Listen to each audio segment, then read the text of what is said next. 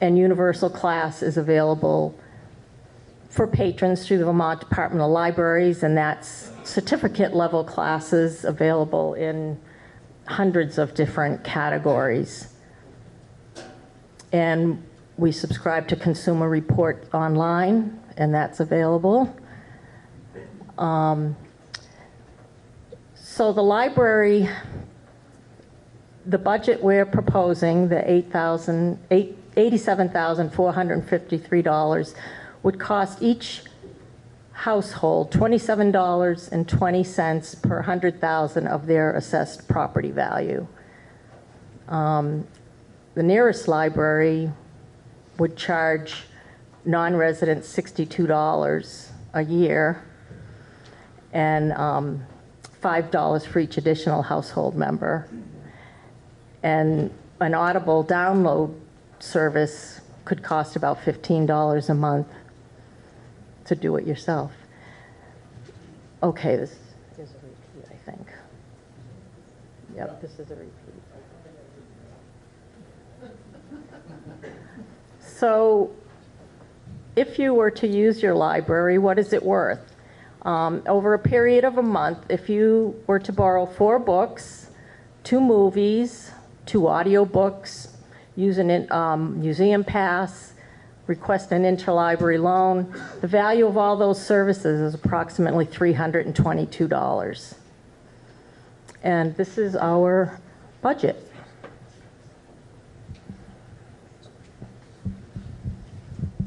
The only line that increased this year was mostly our medical insurance, which has gone up for everybody. Any questions? Questions on Article number 5? Please be recognized by the moderator.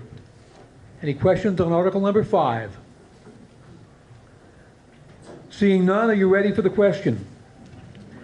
Again, the question is that the voters appropriate a total library fund expenditure of $87,453 to be raised by taxes for administration of the Vernon Free Library. All those in favor of Article 5 as read, please say aye. Aye. Those opposed, nay. Nay. The ayes appear to have it. The ayes have it. We passed Article 5. Article 6, to elect a library trustee to fill the unexpired term of 1 year through town meeting of March of 2021. We have a motion. Kristen Dietrich. Mr. Moderator, I would like to nominate Ian Heffley to fill the unexpired term of 1 year through town meeting of March of 2020. Do we have a second? Okay. Any other nominations on this particular question? Oh, sorry. It should be 2021.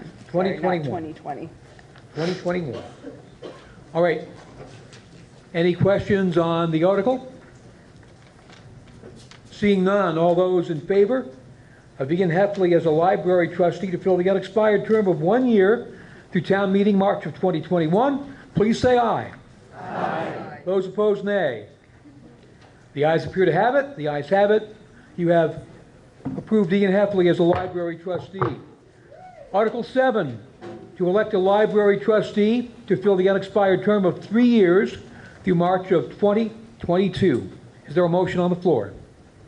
Joanne Lovely. I'd like to nominate Elaine Dietrich to fill the unexpired term of 2 years through town meeting of 2022. Is there a second on the motion? Second. Moved and seconded that Elaine Dietrich be nominated as library trustee to fill the unexpired term through town meeting of March 2022. Discussion on the motion. Seeing none, all those in favor of Elaine Dietrich to fill the library trustee position. All those in favor, please say aye. Aye. Those opposed, nay. The ayes appear to have it.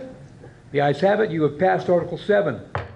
Article 8, to elect a library trustee to fill the term of 3 years through March of 2023. Is there a motion? Yes, Elaine Dietrich, Mr. Moderator. I'd like to nominate Joanne Levely to fill the term of 3 years through town meeting of March 2023. Is there a second? Moved and seconded that Joanne Levely be elected as library trustee to fill the term of 3 years through March of 2023. Any discussion on the article? Seeing none, all those in favor of Article 8 as read, please say aye. Aye. Those opposed, nay. The ayes appear to have it. The ayes have it. You have passed Article 8. Article 9, to elect the Marsh Fund Committee. Do we have a motion? Mr. Moderator, Mrs. Carr. I nominate James Brown and Sandra Harris as the Marsh Fund Committee. Is there a second? Moved and seconded that James Brown and Sandra Harris be nominated as the Marsh Fund Committee. Discussion on the motion.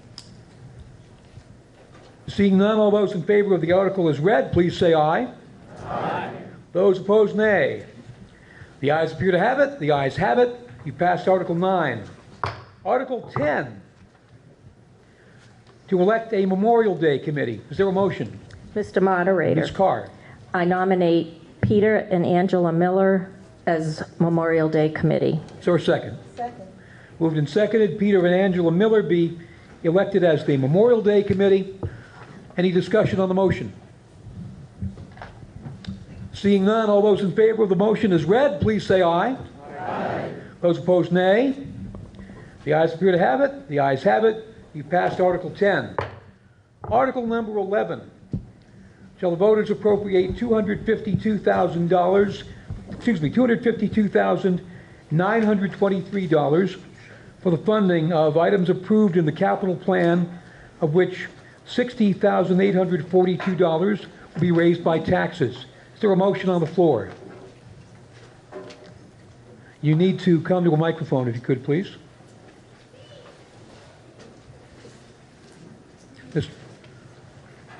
In fact, Ian's bringing you one. And if you do have limited mobility, please raise your hand. We'll make sure that the other microphone gets to you. Thank you. I am on the capital plan You need to make a committee. motion. Oh, my motion, sorry. The motion is, shall the voters appropriate $252,923 for the funding of the items approved in the capital plan, of which $60,842 is to be raised by taxes. Is there a second? Second. Moved and seconded that the voters appropriate $252,923 for funding of items in the capital plan, of which $60,842 will be raised by taxes. Mrs. Staropinski, do you wish to speak to your motion? Yes. The capital plan is on page 16. And if you'll take a look at that,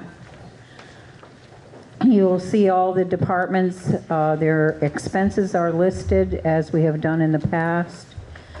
And over on the right-hand side, in the darker color, you will see the money that each of the departments returned to the budget that they did not expend. And so if you go down to the bottom of the budget, you'll notice the returned excess funds are $70,501. So that significantly reduced the $252,923 that we needed to raise. The figure above that is interest and gains. That comes from the money that's invested and is returned to us through the money that's made in the stock market investments. That's quite considerable this year because the stock market was up. The funds to be appropriated are reduced, now down to $135,895. And I want to really point out and thank the citizens for following the emergency capital fund plan. Because in the emergency capital fund reserve, any monies borrowed from it needs to be returned, and it is being returned, which allows the investment to return to the citizens $75,053, which has significantly reduced it down to $60,842 to be appropriated by taxes. Are there any questions on any of the articles that are on the capital plan? Questions on the capital plan? Questions on Article 11?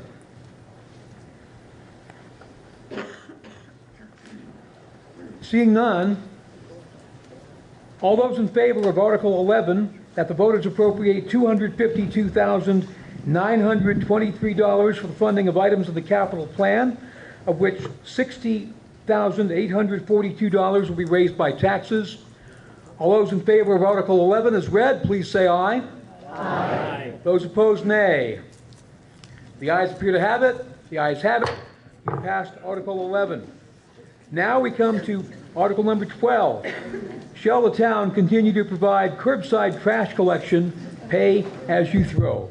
Is there a motion on the floor? Mr. Moderator, Mr. Parker. I move that the town continue to provide curbside trash collection known as pay-as-you-throw. Is there a second? Second. Moved and seconded, the town continue to provide curbside trash collection known as pay-as-you-throw. Mr. Parker, do you wish to speak to your motion? I do, Mr. Moderator. This is a program that we've struggled with. There's some legalities with it that if we run it in the negative, we are illegal, the way that the state has this set up.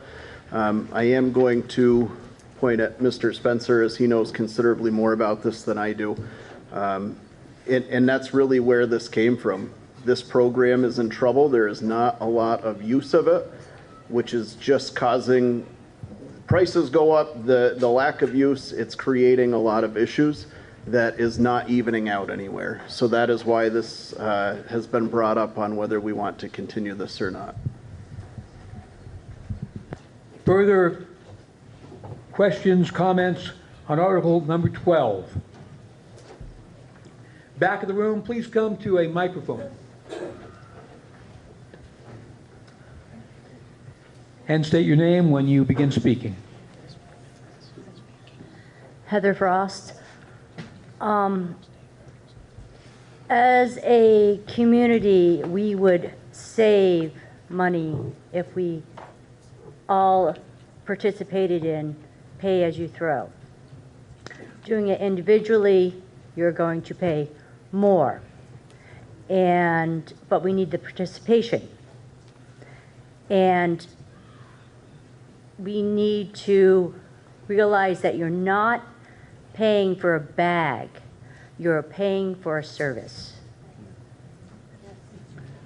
Further discussion on Article number 12, gentlemen over on the far side of the room.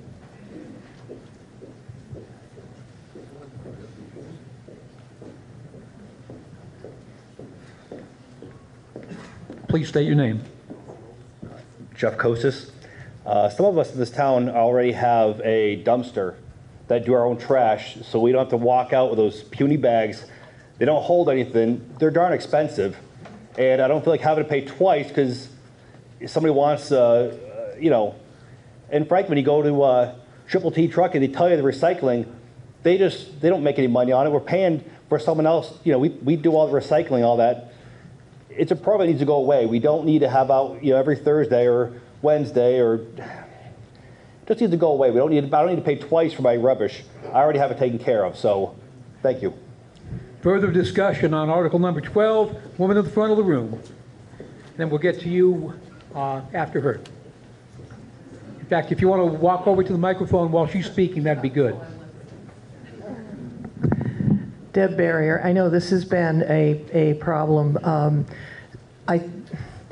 I've heard from some older folks in the community that if we got rid of pay-as-you-throw, they would have a really hard time getting their trash to where it needs to go. And then I've heard from the dumpster people. And honestly, whatever people are doing to rent a dumpster, that's got to be costing more than if you're recycling and spending, Tim, help me out here on the price, $3 a bag? Actually, I am not allowed to. Oh, you're not allowed to, sorry. But $3 or $3.50 or something a bag. In our household, we use probably at the most 2 bags a month, and we just do a heck of a lot of recycling. So $7 a month for bag, you know, we can't get it any cheaper. I just want to say that. Chair would recognize Mr. Gilligan, and then Come on up after he finishes speaking. Patrick Gilligan. I believe the pay-as-you-throw program is a great benefit to the town of Vernon. It's also done fairly cheaply. If we had Lake Casella doing this, it would probably cost us double to dispose of this recycling. Norm Mallory's my grandfather. I work at Triple T, and he gave the town of Vernon a very good rate to do this, and I hope we all vote yes on this. Further discussion on the article? You're up. Thank you. Munson Hicks. Just wanted to see if my figuring is right, because I took the number of 148,000, which was the quote from Triple T, divided it by the approximate 800 houses that we have in town, which comes out to cost each median town owner $185 a year. And then if we use one bag a week, that's $5 a bag, that's $260. So the basic cost would be $445 a year, partially done by taxes and partially done out of your pocket.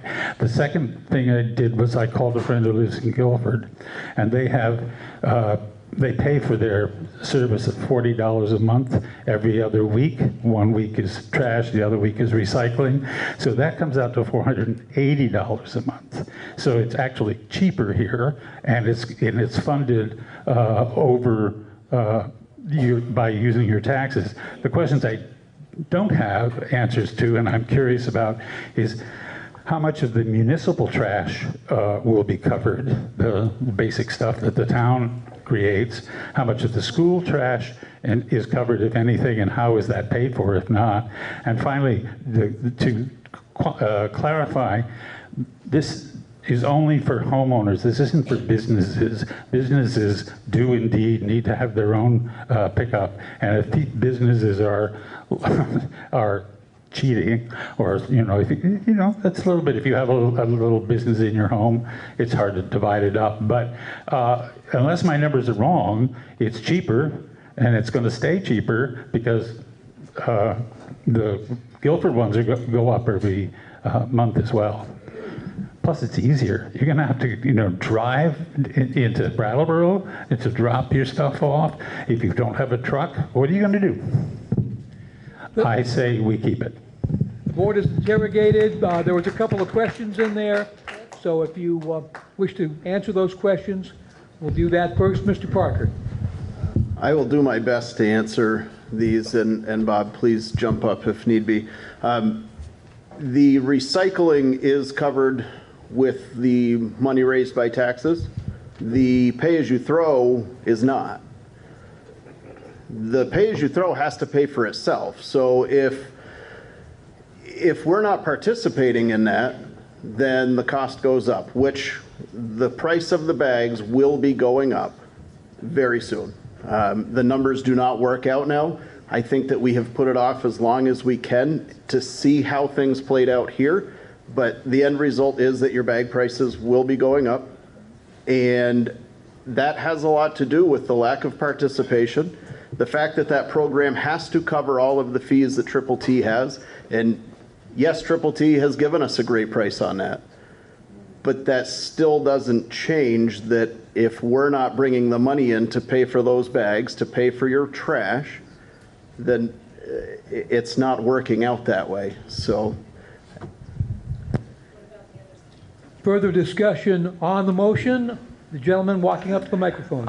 Andrew Gant. I've heard a lot of people mention about how cheap pay-as-you-throw is, and I am sure for our older families in town it may be, but as a father of a family of 3 kids and a wife, once you have a handful of diapers in those bags, they break as you go down the driveway. We currently are contracted through Franklin and Sons to have ours. We're allowed to have up to 6 bags a week, and it's costing us a fraction of what the pay-as-you-throw will. So I say it needs to go. Further discussion on Article number 12. Over here, Ian will bring a microphone over, and you'll be after her. Okay? Hi. I know diapers are heavy because I now have a great-grandson. So anyway, between the diapers for the children and the diapers for the elderly and all the little other pads in between, those things are recyclable and can be put in the cow bin. No, they're not.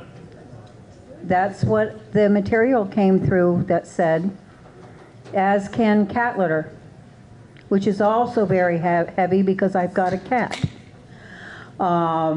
So there are ways that you can get around that and not have to buy so many bags. We use one bag every 2 weeks because I compost and I bring things to the cow bin, and I have thankfully a yard that I can bring my yard waste to and compost there. So I am able to drive and bring my bags if I have to Triple T or down to Wyndham Solid Waste at the other end of Brattleboro, but there are many people who can't.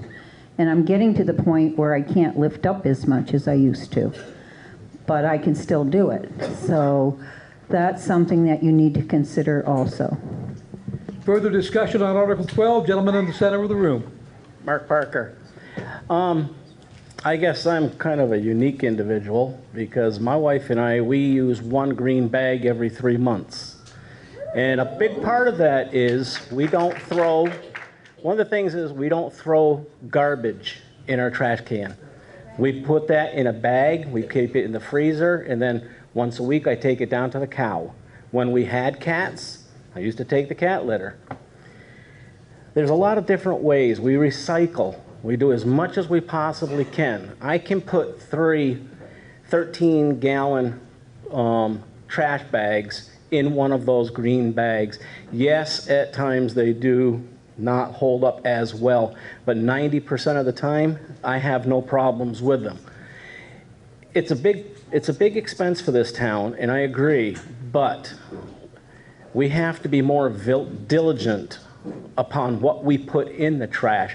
Now, granted, diapers, the plastic diapers, Pampers and things like that, the plastic is not recyclable. And when my kids were growing up, we used real diapers.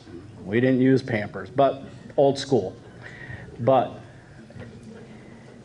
in a way, I guess if we were still having kids and we were still with our grandkids and we were using the diapers, we pull them apart, separate the plastic. The rest of it can go into the cow. Now, you may think that's kind of gross, but you know what? They make plastic gloves. But there's ways of doing it to do more so that we don't have to pay as much. But it just takes a little work, a little time. But if you put your mind to it, there's different ways of doing it. And, you know, my wife and I, we're just 2 people.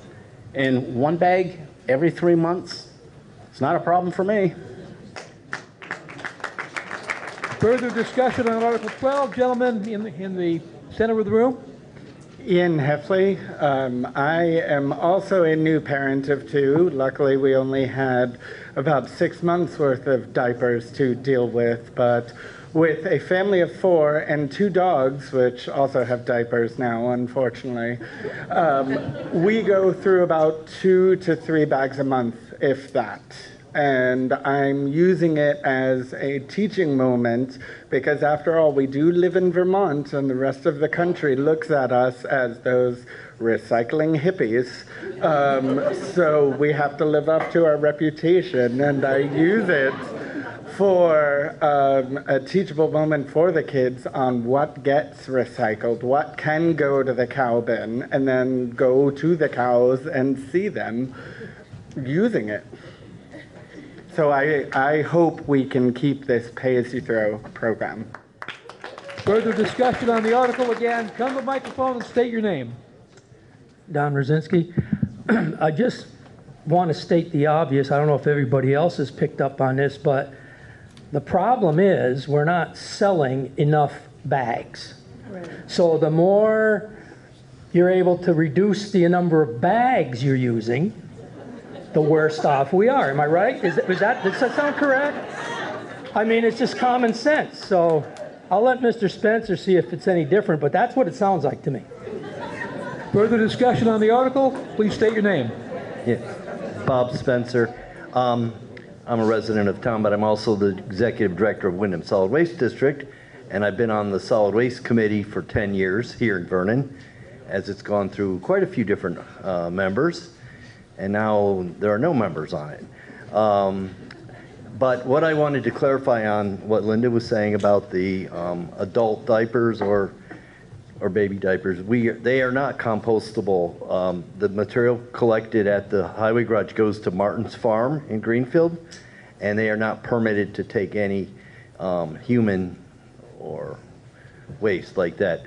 They do take pet waste though, so that's why it's somewhat confusing. So please don't bring your diapers to the cow dumpster. We also in Brattleboro at Wyndham Solid Waste compost and serve the town of Brattleboro's curbside program, which has food waste collection. If you live in Brattleboro, you put out your recyclables, but also you can put out your food scraps and soiled paper and cardboard and pizza boxes. Vernon actually is, and I'm not taking a position on this article, I just wanted to clarify what's acceptable. But I did want to respond to something Chris Parker said, and I've just really figured this out with the state. You can subsidize the pay-as-you-throw, the trash component with general tax revenue. They try to encourage towns, and they won't give you a really straight answer on this, but if you read the law, it's Act 148, Universal Recycling, there is no provision in there that pay-as-you-throw has to cover all of the trash. It's collection and disposal of trash. So Chris was right, it doesn't cover recycling. So Brattleboro, for instance, pays quite a bit out of tax base, as does the town of Westminster, the only other two towns with curbside trash and recycling in Wyndham County. So it still doesn't change what Don Rosinski was saying, and the more we recycle our little hearts out, the less revenue we generate. So I think it's true that over time, the town will be spending more and more on trash. The way this whole thing came up was that the town does not have a contract with Triple T for this service. And so the Solid Waste Committee said, you know, in the interest of our budgeting and knowing what our expenses will be, we should sign a contract and have a 3-year term with it. And so now, if the town approves this article, it would then go back to the select board to sign a contract with Triple T, locking in these rates for 3 years, and I believe there's a couple renewal years, and so it could be a 5-year deal. So if anyone has other questions, I'd be glad to try to answer them. So, if there's no one else who wants to speak, Mr. Kosas will recognize you for a second time on this question. Thank you. Is there a chance to opt out? If everyone who is in favor of this program, go ahead and do it, but those who have their own trash services, can we opt out and just do our own thing? Because I don't want to pay twice, and it seems like all these articles, all the taxes are going up, and my property taxes are climbing up pretty rapidly here. I'd like to not to pay twice for trash. Thank you. Amen. Further discussion on the article? Gentleman coming up, please state your name. Jim Belleville. One thing everybody needs to keep in mind when you're complaining about the bags being too heavy, mandatory composting is coming to the state very shortly. That food waste, the heavy stuff that's in there now, won't be allowed. I don't know about the private haulers, but if you're doing it in the town bag, you're going to get it sent back, and you'll have to separate it out yourself again. So keep that in mind. I'd like to see it stay. Gentleman coming up to the microphone, you're recognized.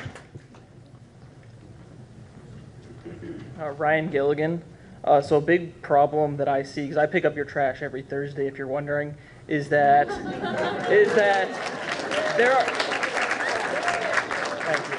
there is a lot of people that only put out recycling, and they'll never put out a single trash bag. So is that really fair to all the people that are putting forward all the effort to go get the green bags, pay for it, and then you have people abusing the system and only putting out recycling?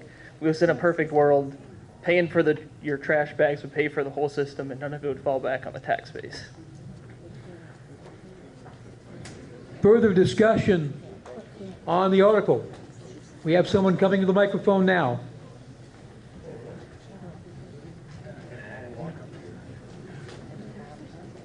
George Pond. Chris, I just wondered a couple questions. We've had Triple T for, I don't know, as long as I can never remember. Has the board or has the folks from the town ever put this out to bid to a separate contractor? And then am I correct in hearing that starting 1 July, the compost will be starting house to house also? Is that coming around? Okay. Mr. Parker, you are queried if you so choose. So yes, it has gone out. I believe, Bob, we sent it out to 3 different companies, 3 or 4, anyway. 10. Okay. So 10. Triple T was still the cheapest. Again, your prices are going to go up. The gentleman that was just speaking about the trash and recycling, those are 2 separate things. So it's not being unfair one to the other. The recycling is covered by taxes, and pay-as-you-throw is supposed to be covered by the bags that nobody is buying. And so what, I'm sorry, the other question that you had was, I got sidetracked there. Oh, the composting, yes, and that one I am going to defer to Bob on. He knows much more about that. Chair, we recognize Mr. Spencer. Yes, Bob Spencer again. The state law, Act 148, was amended last session to not require residential curbside collection of food scraps. The original law did have that. Wherever there was curbside trash and recycling, they had to offer food scrap collection. The hauling industry objected strenuously to that and has a lot of clout in Montpelier, and they amended the law. So starting this July, it still is mandatory that all food scraps be recycled, fed to animals, reused in food banks, or composted. But there is no, there's no real enforcement of it. So it's really up to and there's no inspection going out, opening up bags. So it's a typical Vermont legislative decision, an unfunded mandate that sounded great and went through the legislature with no money to back it up. So that's why we're all dealing with it. Further discussion on the article. I'm going to go to Mrs. Manning because she hasn't spoken yet. And then we'll go to Ms. Barrier and then Mr. Gant as time allows. So Mrs. Manning needs to speak first. She's not spoken yet on the article.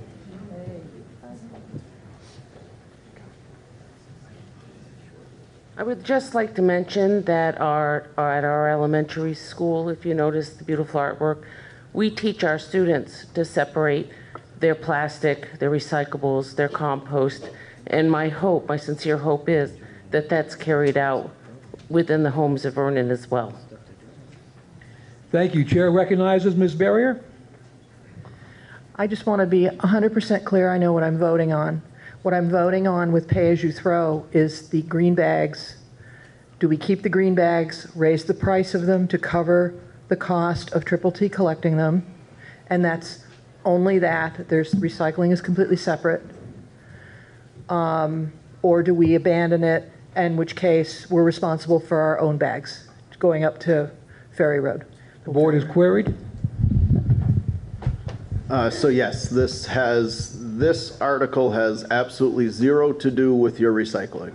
And when we put these out to bid, we did make sure that was broken down separately so that if we opted out of this, that recycling could still be picked up. If we wanted to do one or the other, we've looked at everything about this. We've looked at going, and I believe you guys had done it before, where it was bi-weekly things were picked up, and we've looked at that. We've looked at all of these prices to try and figure out what fits best. But as we're hearing, and we've been hearing it a lot, is that people with dumpsters, because they have bigger families, are going to be paying twice if we have to subsidize this. And that's why we're bringing this here, because we need to know what you guys want to do.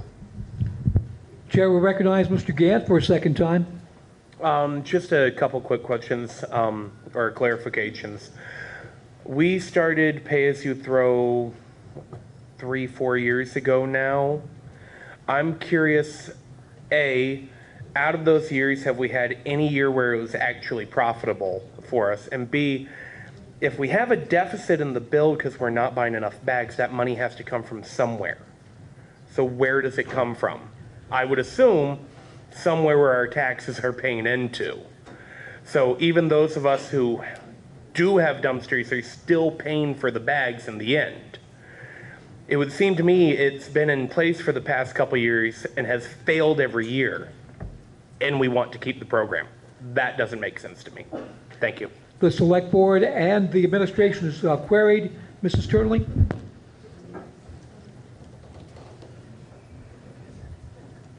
Cindy Turnley, Town Treasurer. When we started this program, we started it before we had to start it. A year before we had to start it, and it was part of the solid waste fund. And it depleted, we bought all of our startup inventory, our bins and everything out of that fund. And we started to deplete that fund out, so they decided a couple years later to start a pay-as-you-throw fund, which was fine, but they never put any money in it. So what happened was we had to write off, we had to buy $6,500 worth of trash bags because we were running out. And we've been having trouble catching up ever since. Right now, as of the end of February, the fund is in the hole by $5,763. So it's right about the amount we would have paid for the inventory that we had to buy in order to keep the fund going. If we had had startup money, which we were told at the time we couldn't do, but now Mr. Spencer has told us that we could have done that, and we probably should have done that, and then we would be okay. Further discussion on the article. Woman of the second row, please use the microphone.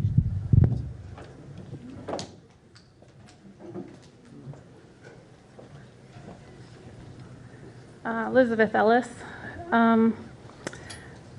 So, in order, like Cindy just said, we're pretty much at where we were when we started. That's my understanding. We started out, we put money into the bags, and here we are years later. We just haven't made up that money. Am I wrong about that? Or is that kind of, we just still need, if we could be level if we put in that money like we should have. So it seems like for the number of households in the town, it wouldn't be that much money to get us up level, and then whatever it costs to have the bags pay for themselves. Seems like we could do that. I'm not sure what we would, if we did that, it wouldn't be a huge amount of money compared to some of the other things in the budget. And I don't think people who aren't using the bags would be out a lot of money. That's just my thought. There's other things in the budget that people don't use. The school, some people don't use that. Some people don't use the library. Some people, but you know, we have to take care of our people and our older people. Again, it's something that's hard for them, and we don't want to lose people. Further discussion on the motion. Young lady over here. Kristen Dietrich, can we call the question? Question is called. Is there a second? Moved and seconded. We cease debate. All those in favor of ceasing debate, please say aye. Aye. Those opposed, nay. The ayes apparently have it. We've ceased debate. Again, the question, Article 12, that the town continue to provide curbside trash collection, also known as pay-as-you-throw. All those in favor of Article 12, please say aye. Aye. Those opposed, nay. Nay. The ayes appear to have it. The ayes have it. You passed Article 12. Article 13 is, shall the voters authorize the town to dissolve the pay-as-you-throw fund and cover negative expenditures from the solid waste fund up to $8,000. Chair would recognize Mr. Parker. Mr. Moderator, I move we pass over Article 13. Is there a second? Second. Moved and seconded that we pass over Article 13. That would be objecting to consideration of the article, which means it's non-debatable and requires a 2/3. All those in favor of the motion to pass over Article 13, please say aye. Aye. Those opposed, nay. Nay. The ayes appear to have it. The ayes have it. You've officially passed over Article 13. Article 14, shall the town continue curbside recycling? Chair recognizes Mr. Parker. Mr. Moderator, I move that the town continue curbside recycling. I heard a second over there, moved and seconded that the town continue curbside recycling. Mr. Parker, do you wish to speak to your motion? I do not. Brevity is indeed the soul of wit. Discussion on Article 14. Mr. Spencer.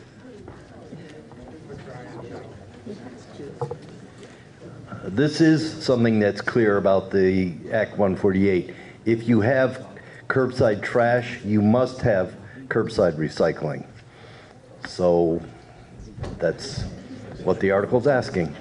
So, Mr. Chair, Mr. Moderator, Mrs. Harris. I move we pass over. I want a ruling from the town attorney on that, the effect of either approving this article or passing over the article. And please use the microphone, Larry. Town Attorney Larry Slayson from Salmon and Nostrand. Well, I haven't been asked to research this article, but I don't see any harm in having the electorate vote on this question. It's what we're being told is that it's required if you have the recycling, if you have the curbside pickup, that the recycling is also required under Act 148. I don't know that to be the case, but why don't we still have the voters vote on this article at this point, Mr. Moderator? I don't see any harm in doing that, and then and then if there's a contrary vote, we can sort that out. When I was a young moderator, I told the then town attorney, if I ask for your advice, I'm bound to take it, because we're paying you. So we're going to continue on with debate on article number 14. Any further comments or questions on the article? Mr. Gant, please come to the microphone. Call the question. Oh, okay, moved and seconded that we cease debate. All those in favor of ceasing debate, please say aye. Aye. Those opposed, nay. The ayes appear to have it. The ayes have it. You've ceased debate, and the recurring question is that the town continue curbside recycling. All those in favor of the article, please say aye. Aye. Those opposed, nay. The ayes appear to have it. The ayes have it. You've passed Article 14. Article 15, shall the voters appropriate $108,000 for municipal building refuse, curbside recycling, and compost recycling to be raised by taxes to fund the previously established solid waste fund. Is there a motion? Mr. Moderator? Mr. Parker. Mr. Moderator, I move that the voters appropriate $108,000 for municipal building refuse, curbside recycling, compost recycling to be raised by taxes to fund the previously established solid waste fund. Is there a second? Second. Moved and seconded that the voters appropriate $108,000 for municipal building refuse, curbside recycling, and compost recycling to be raised by taxes to fund the previously established solid waste fund. Mr. Parker, do you wish to speak to your question? I do not, sir. Discussion on Article 15. Ms. Barrier. No.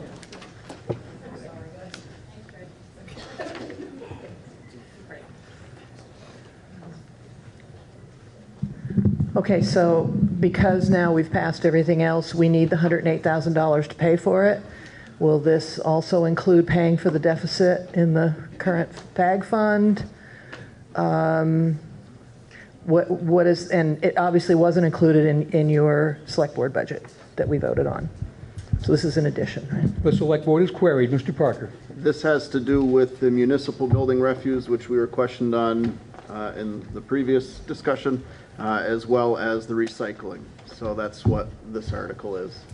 This does not have to do with your pay-as-you-throw right now. Further discussion, Article 15. Mrs. Staropinski, can we get her a microphone, please?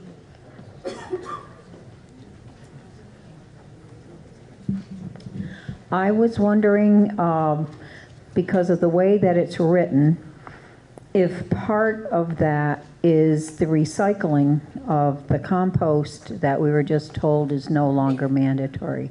It's part of that $108,000. Does that include that?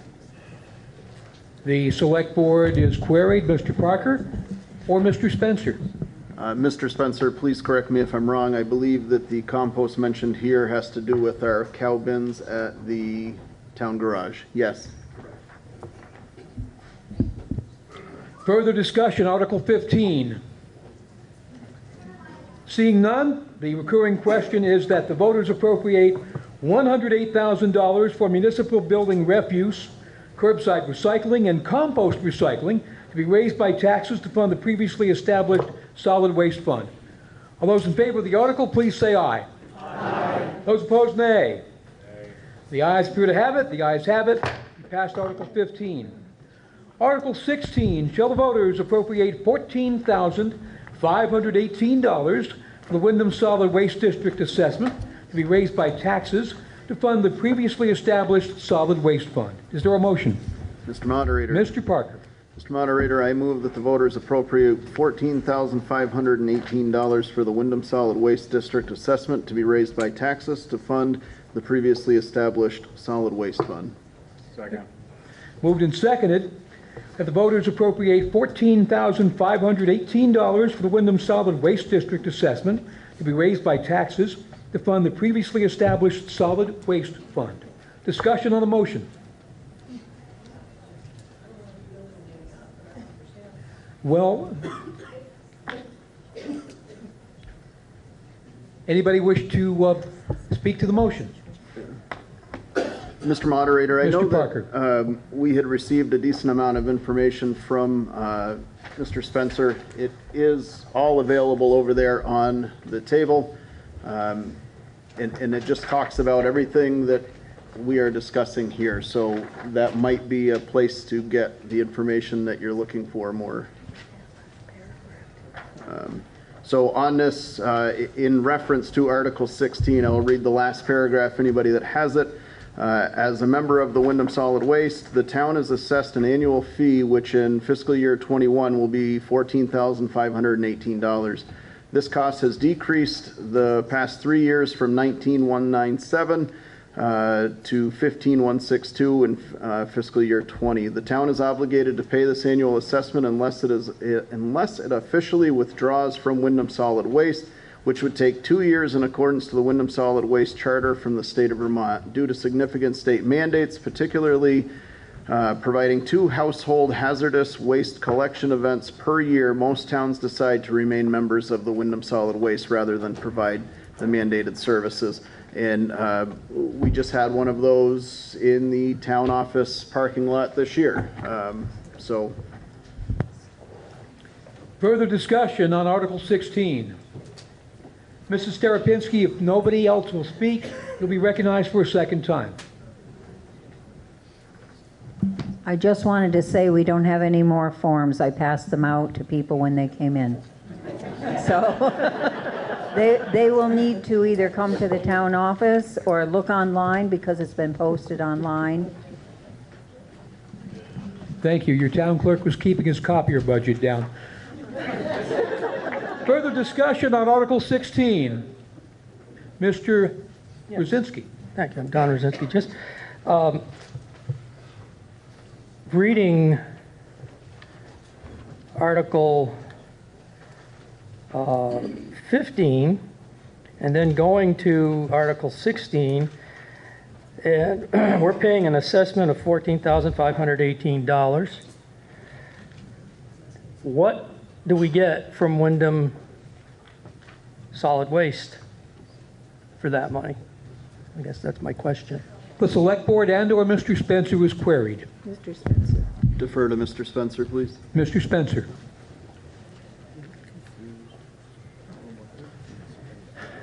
Speaking as the director of Wyndham Solid Waste, I get asked that question a lot, especially since 2 years ago, the members of the district voted to close our recycling plant after 20-some years.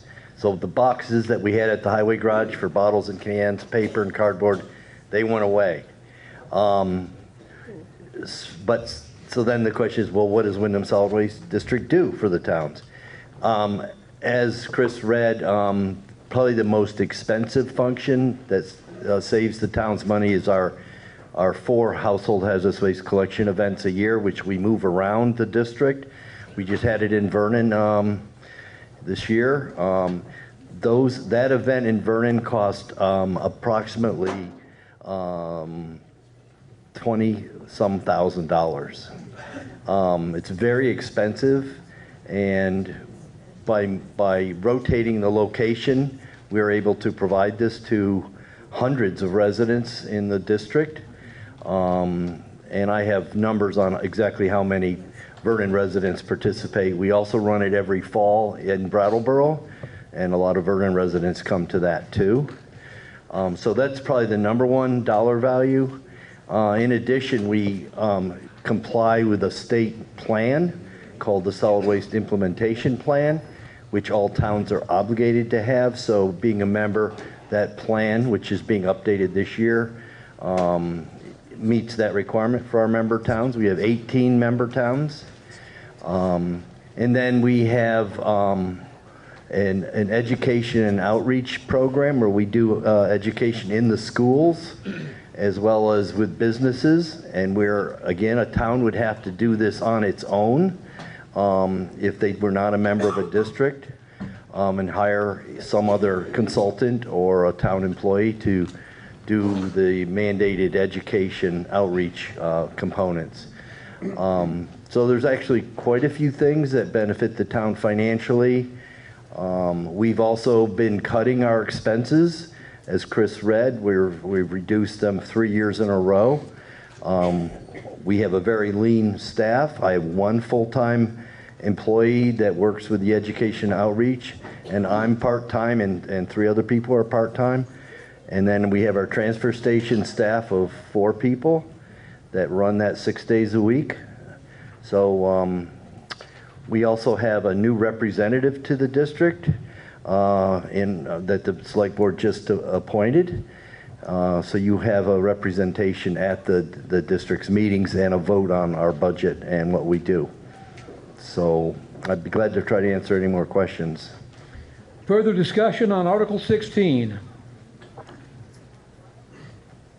Seeing none, the article is the motion that the voters appropriate $14,518 for the Wyndham Solid Waste District assessment to be raised by taxes to fund the previously established Solid Waste Fund. All those in favor of Article 16 as read, please say aye. Aye. Those opposed, nay. The ayes appear to have it. The ayes have it. You have passed Article 16. Article 17. Shall the voters establish an emergency repair replacement fund to cover urgent unbudgeted expenses for the repair or replacement of town property and or equipment costing over $500? Is there a motion? Mr. Moderator. Mr. Dunkley. I move that the voters establish an emergency repair replacement fund to cover urgent, unbudgeted expenses for the repair or replacement of town property and or equipment costing over $500. Is there a second? Second. Moved and seconded that the voters establish an emergency repair replacement fund to cover urgent unbudgeted expenses for the repair or replacement of town property and or equipment costing over $500. Mr. Dunkley, do you or any other board member wish to speak to the motion? I'll speak very briefly about it. Basically, and Cindy, the town treasurer, should correct me if I'm wrong, but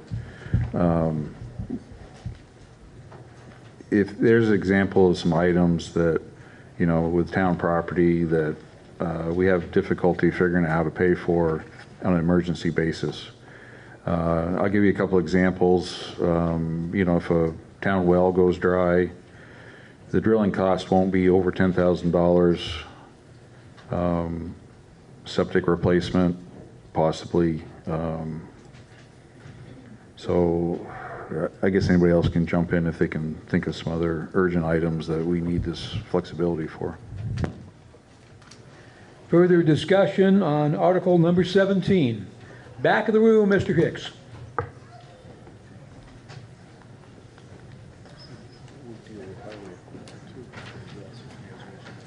I'm just wondering if there is not a simpler, cheaper way of handling this. One thing we sort of love to do here is set up funds. We have more funds than almost any, than we have real money.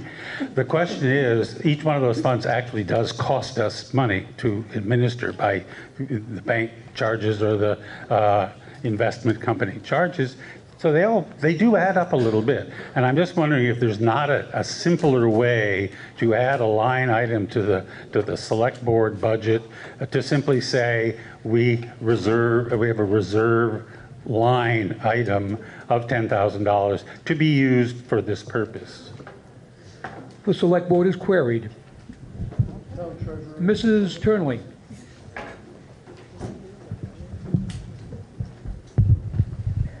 Cindy Turnley, Treasurer. We did have a line item in the selectmen's budget, and the selectmen decided to remove it and ask if we could make a fund. So it was taken out of the budget this year, and they're asking for us whether you want to have a fund for items over $500 but less than $10,000 in emergency situations. Further discussion? Ms. Card. Anything that's a line item in a budget, if it's not spent that year, it disappears. So you've funded it, you've paid your taxes to fund it, and if it doesn't get spent, it's gone. When you develop a fund, whatever is in there will stay there. It's designated for those very specific things that the fund was developed for, and it will keep building. So if it doesn't get used, it will continue to build. It won't just disappear at the end of the year because it wasn't used. Further discussion, Article 17, Mr. Kosis. This fund, are there any constraints to have to go back out for bidding on these? It looks like with an emergency repair, does it still go out to bid, or is it just we need it and we're going to, so we're not using, the revenue as best we can? I'd like to know if this article will be setting up for this fund if the select board still has to go out for 3 bids and do it go find the product for the best price to make most of use of this money if we're going to go approve this. The board is queried, Mrs. Harris. We do have a bid policy. It can be waived by the select board but it's seldom waived. But we do have a bid policy, and as Jean said, if you raise it in a fund, you're only taxed on it once. If you raise it in the budget, you're taxed on it every year. Okay. And so 16 is anything over 500 is setting up the fund, and then 17 is going to be throwing $10,000 into it. Right. Actually, it's 17 that is setting up the fund. Oh, sorry, 17 and 18, excuse me. Thank you. Further discussion on Article 17. Seeing none, the article is that the voters establish an emergency repair replacement fund to cover urgent, unbudgeted expenses for the repair or replacement of town property and their equipment costing over $500. All those in favor of the article as read, please say aye. Aye. Those opposed, nay. The ayes appear to have it. The ayes have it. You passed Article 17. Article 18. Shall the voters appropriate a sum of $10,000 to be raised by taxes to fund the previously established emergency repair replacement fund from Article 17? Is there a motion? Mr. Moderator. Mr. Dunkley. I move that the voters appropriate the sum of $10,000 to be raised by taxes to fund the previously established emergency repair replacement fund. Is there a second? Second.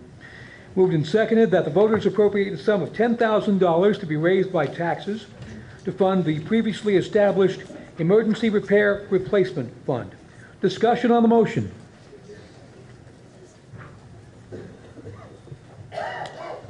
Seeing this young lady, please come to the microphone. Julie Nevins.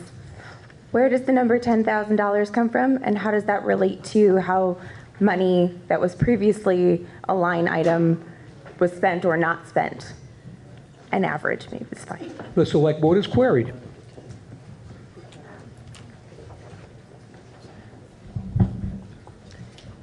Mrs. Harris. It's for items up to $10,000, so if something came in at 9, we don't want someone to pad their bid to bring it up to over 10. So 10,000 is what is the threshold. Do you see what I meant? Can I clarify? Sure. I'm just wondering how it's related to how that money has previously been spent, if it's been a line item that we're not spending. Okay, previously we would take it from the emergency repair fund. No, the other capital fund, right, Cindy? Mrs. No, Cindy will answer this one. Mrs. Turnley?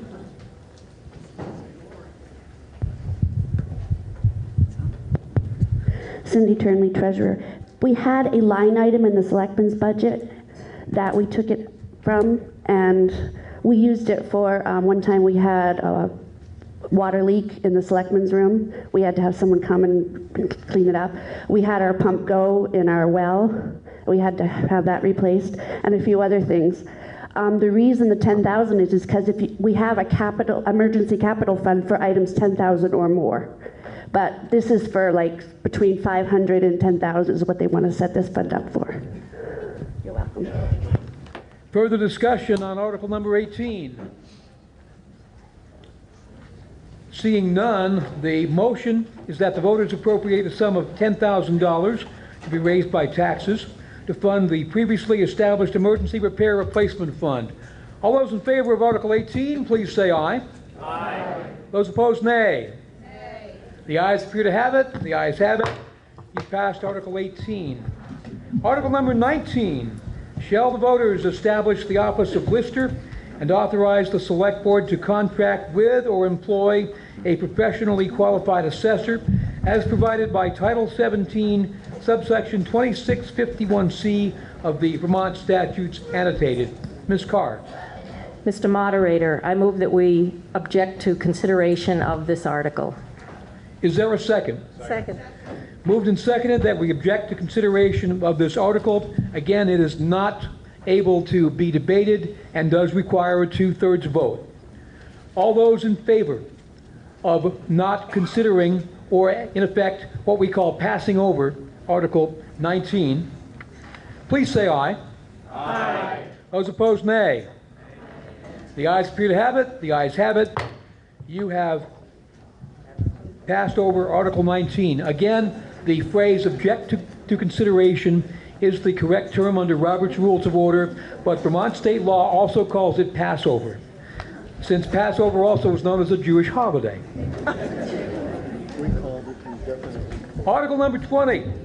Shall the purpose of the Professional Service Fund be amended to include representation of the town of Vernon on issues relating to utilities and industrial scale development? Is there a motion? Mr. Moderator. Mr. Dunkley.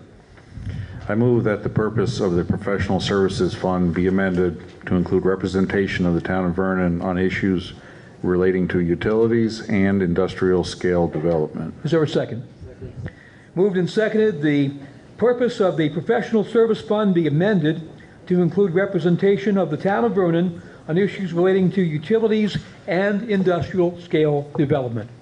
Mr. Dunkley, do you wish to speak to your motion, or does any board member wish to do so?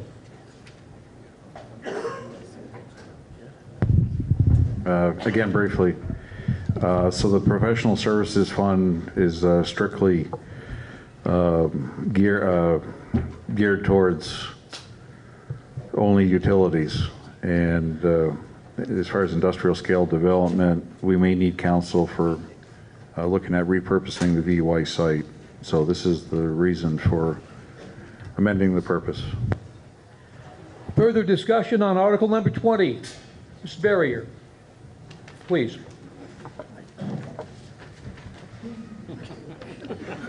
Those chairs are hard, aren't they? Yeah, I just wanted some clarification. Professional services fund, so we're paying for people like electricians, engineers, those kinds of people? The board is queried. Mr. Dunkley? No, it's strictly for legal and professional counsel dealing with utilities. It's not for electrical work or anything of that sort. Mr. Hicks? Just a point of clarification, if you don't mind. Industrial scale development. What does that mean? Board is queried. And what are its limits? Are we only talking about the VY space, or is this a general expansion of fund to use wherever someone decides industrial scale development applies? Mr. Dunkley or Mr. Parker? I'm going to ask Cindy to chime in here as well, that because we had looked at this before and the legal counsel was separate, and then there was some question on when we got into the VY redevelopment, whether some of that legal counsel carried over or whether we needed to word that differently, and I believe that's how we got here. Yes. Mrs. Turnley is also queried if she chooses. Chris Parker's correct.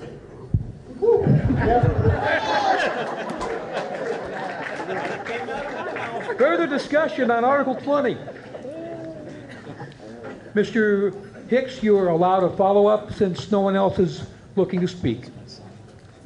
Sorry, it's just a clarification that I was looking for, and I'm still confused about what that actual phrase applies to. Is it simply to the VY space, or is it going to be available, this council available to other industrial sites that may or may not come along? Mr. Parker. Yes, it's there for anything industrial that would come to town that we might need legal clarification for, or any of that didn't fall under that other line item. And we kind of felt that was too big of a gray area to leave there without putting some clarity on that, which is turning out to not clarify it at all. Yes. Further discussion on the article. Seeing none, the article is that the purpose of the Professional Service Fund be amended to include representation of the town of Vernon on issues relating to utilities and industrial scale development. All those in favor of Article 20, please say aye. Aye. Those opposed, nay. The ayes appear to have it. The ayes have it. You passed Article 20. Article 21, shall the voters appropriate $100,000 to be raised by taxes to fund the town road upgrading fund. Is there a motion? Mr. Moderator. Mr. Dunkley. I move that the voters appropriate $100,000 to be raised by taxes to fund the town road upgrading fund. Is there a second? Second. Moved and seconded. The voters appropriate $100,000 to be raised by taxes to fund the town road upgrading fund. Mr. Dunkley or board members or Mr. Walker, do you wish to speak to the motion?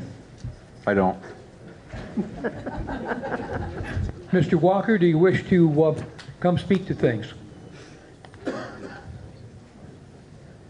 Seems it didn't make it into this book, so everybody knows this will be for our homestead in Lily Pond.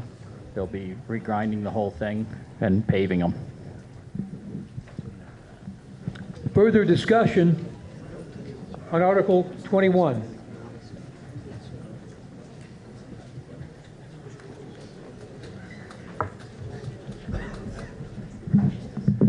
Dave, I'm not sure why you want $100,000 to pave those two roads.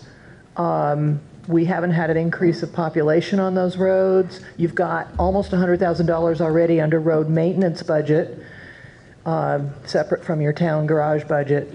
Seems to me $100,000 is an awfully big chunk that for roads we might not need. Those Mr. roads Walker. are falling apart.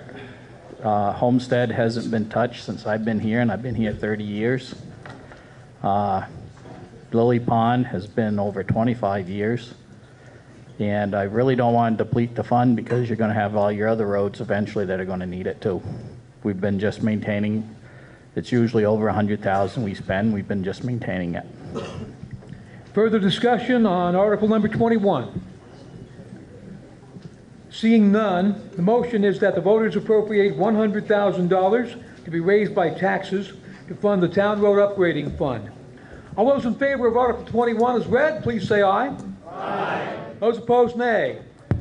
The ayes appear to have it. The ayes have it. You passed Article 21. Article 22, shall the voters appropriate $40,000 to be raised by taxes to fund the town culvert fund. Is there a motion? Mr. Moderator. Mr. Dunkley.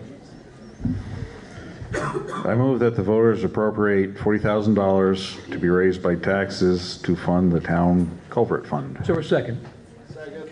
Moved and seconded, the voters appropriate $40,000 to be raised by taxes to fund the town culvert fund. Does the board or Mr. Walker wish to speak to that question? Mr. Walker. We started this fund a few years ago. We got a culvert on Tyler Hill Road. It's for the box culverts. That's going to be over $400,000. And going through this year with what the state rules are, any culvert over 3 foot, we have to go through them. We're going to have 25 culverts. We're going to have to go through the state. So we're going to be planning on a lot of money in the future. Any further discussion on Article 22? Gentleman coming up here, please state your name. My name's Chad Baldwin. I am new to this town. I have a question. If it's on your income, why is it not increased every year? Why do we keep adding to it? That's the whole point of an inventory. The town road commissioner is queried. This was put in a fund so we could start raising the money because of all the culverts that are going to be coming up. It's going to be, all of them will be over $200,000. But wouldn't you put that in your budget? We could do it that way to raise the money. The select board is also queried if they so choose. Mrs. Harris. Try to remember, if we put it in the budget, you raise it by taxes every year. If you put it in a fund, we do not have to raise it every year unless you're adding money to it. Further discussion on Article 22.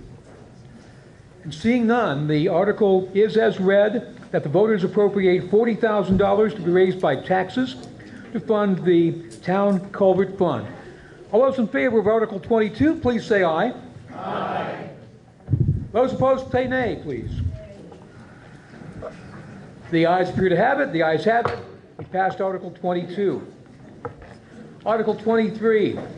Shall the voters appropriate the sum of $2,500 to be raised by taxes to fund the town parking lots maintenance fund? Is there a motion? Mr. Moderator. Mr. Dunkley. I move that the voters appropriate the sum of $2,500 to be raised by taxes to fund the town parking lots maintenance fund. Is there a second? Second.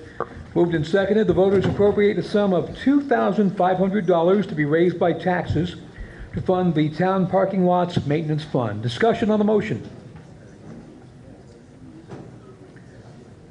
Seeing none, all those in favor of Article 23 as read, please say aye. Aye. Those opposed, nay. The ayes appear to have it. The ayes have it. You have passed Article 23. Article 24, shall the voters appropriate the sum of $5,000 to be raised by taxes to fund the previously established Elderly Assistance Fund. The chair would recognize Mary Lynn Sherlin for the purposes of making a motion.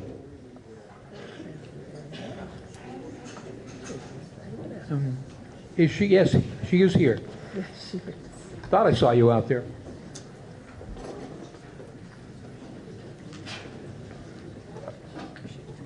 I make a motion to appropriate the sum of $5,000 to be raised by taxes to fund the previously established Elderly Assistance Fund. Do we have a second? Second. Moved and seconded. The voters appropriate the sum of $5,000 to be raised by taxes to fund the previously established Elderly Assistance Fund. Do you wish to speak to your motion? which means you do. Yes, I do, no. Please continue. The Elderly Assistance Fund, we have been primarily in the more recent years been doing snow plowing. The winters have been fairly good to us the last couple of years. We haven't had a lot of other requests for assistance, so our funds have remained fairly healthy. So we felt $5,000 was probably enough to keep us going in case something really major came along. So. Thank you. Further discussion on Article 24. Mr. Kosis.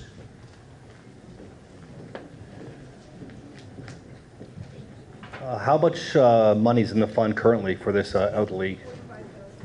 Mrs. Turnley is queried.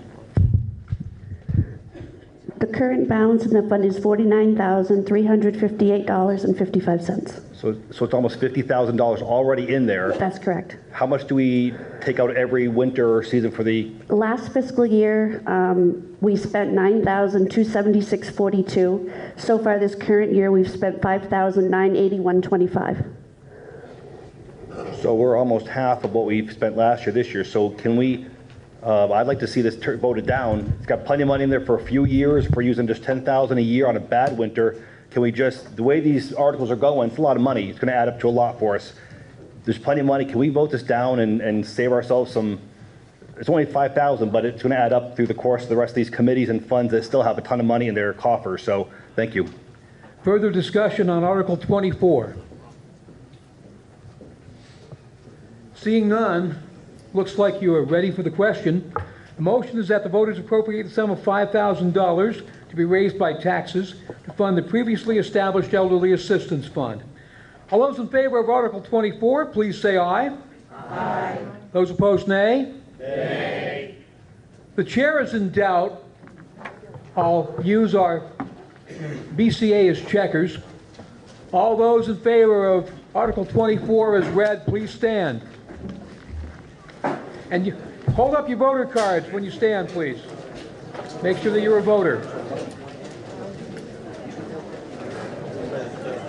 This is for giving them. You gotta stand up.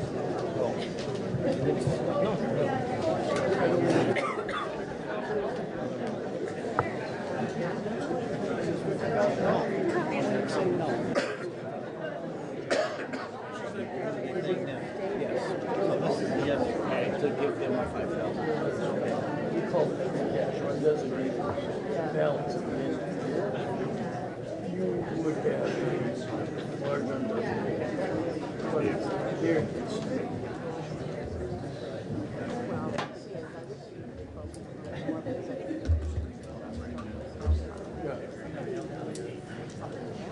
Yeah.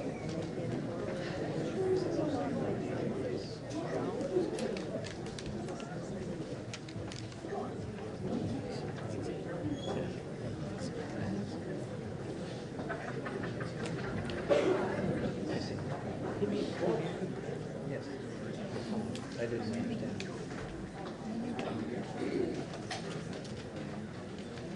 Please be seated. All those opposed to Article number 24, please stand. And hold your voter cards up.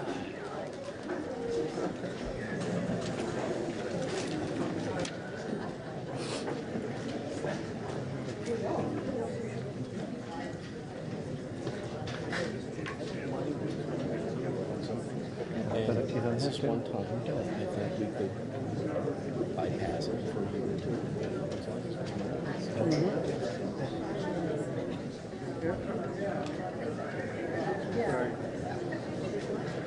Yeah. Well, you didn't say who it was, so it's oh, yeah. Yeah.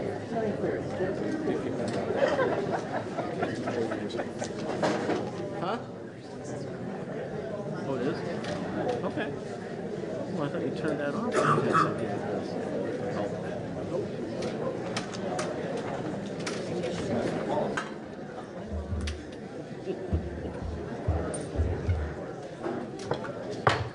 Please be seated.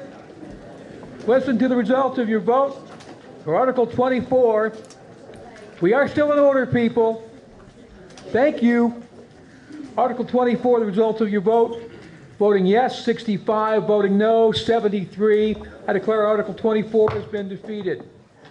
Article 25, shall the voters appropriate the sum of $1,100 to be raised by taxes to fund the Vernon historians for the purposes of record preservation, retention, and promotion of history, educational initiatives, and insurance coverage. Is Heather Frost available to make that motion? Pop over here, Heather.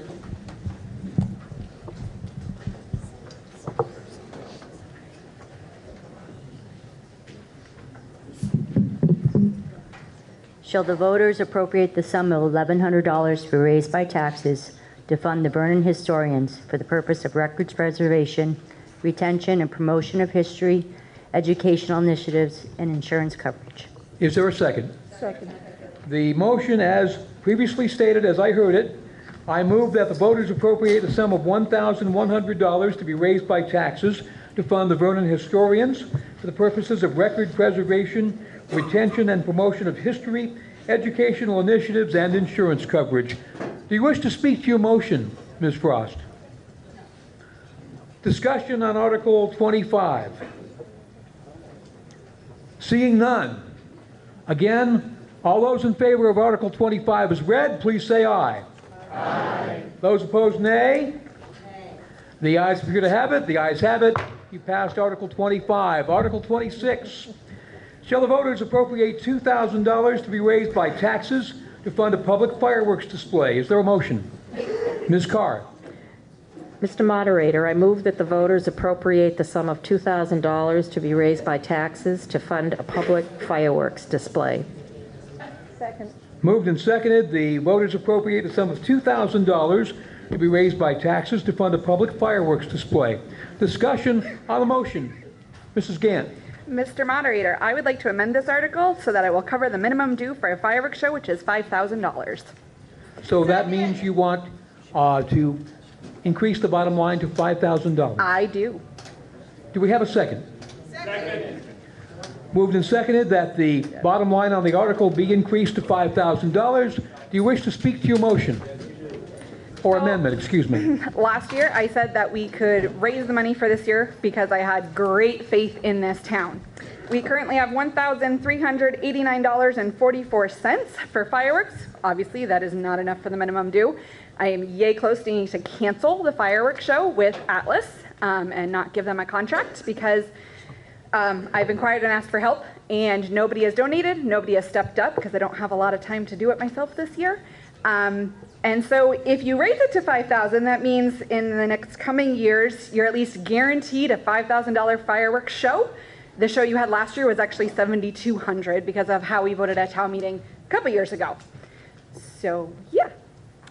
All right, further discussion on the proposed amendment. Mr. Barrier.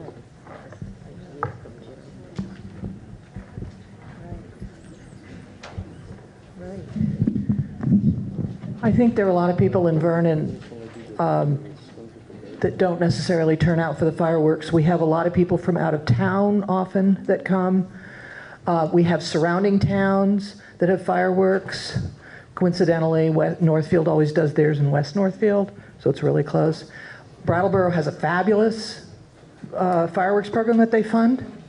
They're also much bigger. And this might sound like a cheap shot, but we're not finding $5,000 for the senior citizens, for the Elderly Assistance Fund. Why are we funding something as frivolous as fireworks? Further discussion on the Gant amendment. Mr. Gant.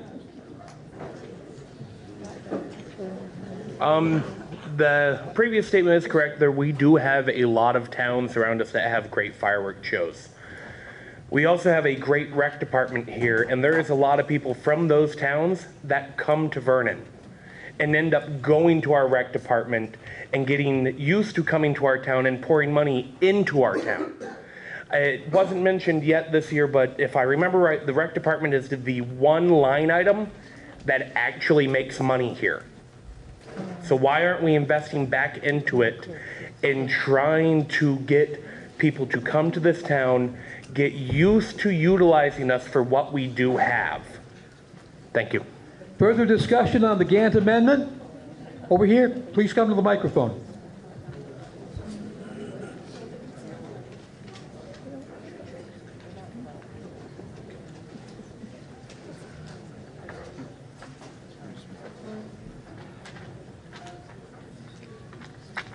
Hi, John Wielden. Couple things. Is it not just help the rec department? Also helps out the fire department as well. We help raise money through that at night. It's not a lot, but it's some money to help out with items that we want to purchase. The other thing is, there's other ways of helping out with raising the money, and I know Hannah's been doing great with doing all that stuff. I've put money into that for my business. I've put money into that. I actually would like to put a challenge out to all the businesses in town to match $500 that I'm going to put for the next 3 years into the fireworks display. So hopefully maybe the businesses will come forth with the challenge. And I think we should keep going with it. Thank you. Further discussion on the Gant amendment? And seeing no further hands up, the amendment proposed by Hannah Gant was to increase the bottom line on Article 26 to $5,000. All those in favor of the amendment, please say aye. Aye. Those opposed, nay. Nay. The nays appear to have it. The nays have it. The amendment has been defeated. We go back to the original article for the voters to appropriate a sum of $2,000 to be raised by taxes to fund a public fireworks display. Further discussion on the article.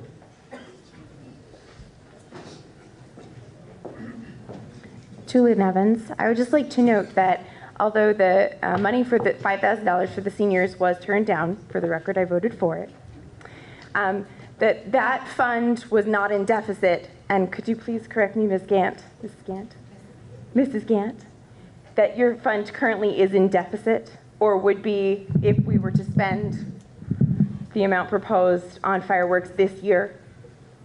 We don't have money to spend on fireworks. We need to be able to hear you. Ian's going to give you a microphone. We can't. Is it on? Yes. We can't have a fireworks show at this exact moment this year, and I need to be able to give that contract to Atlas like yesterday.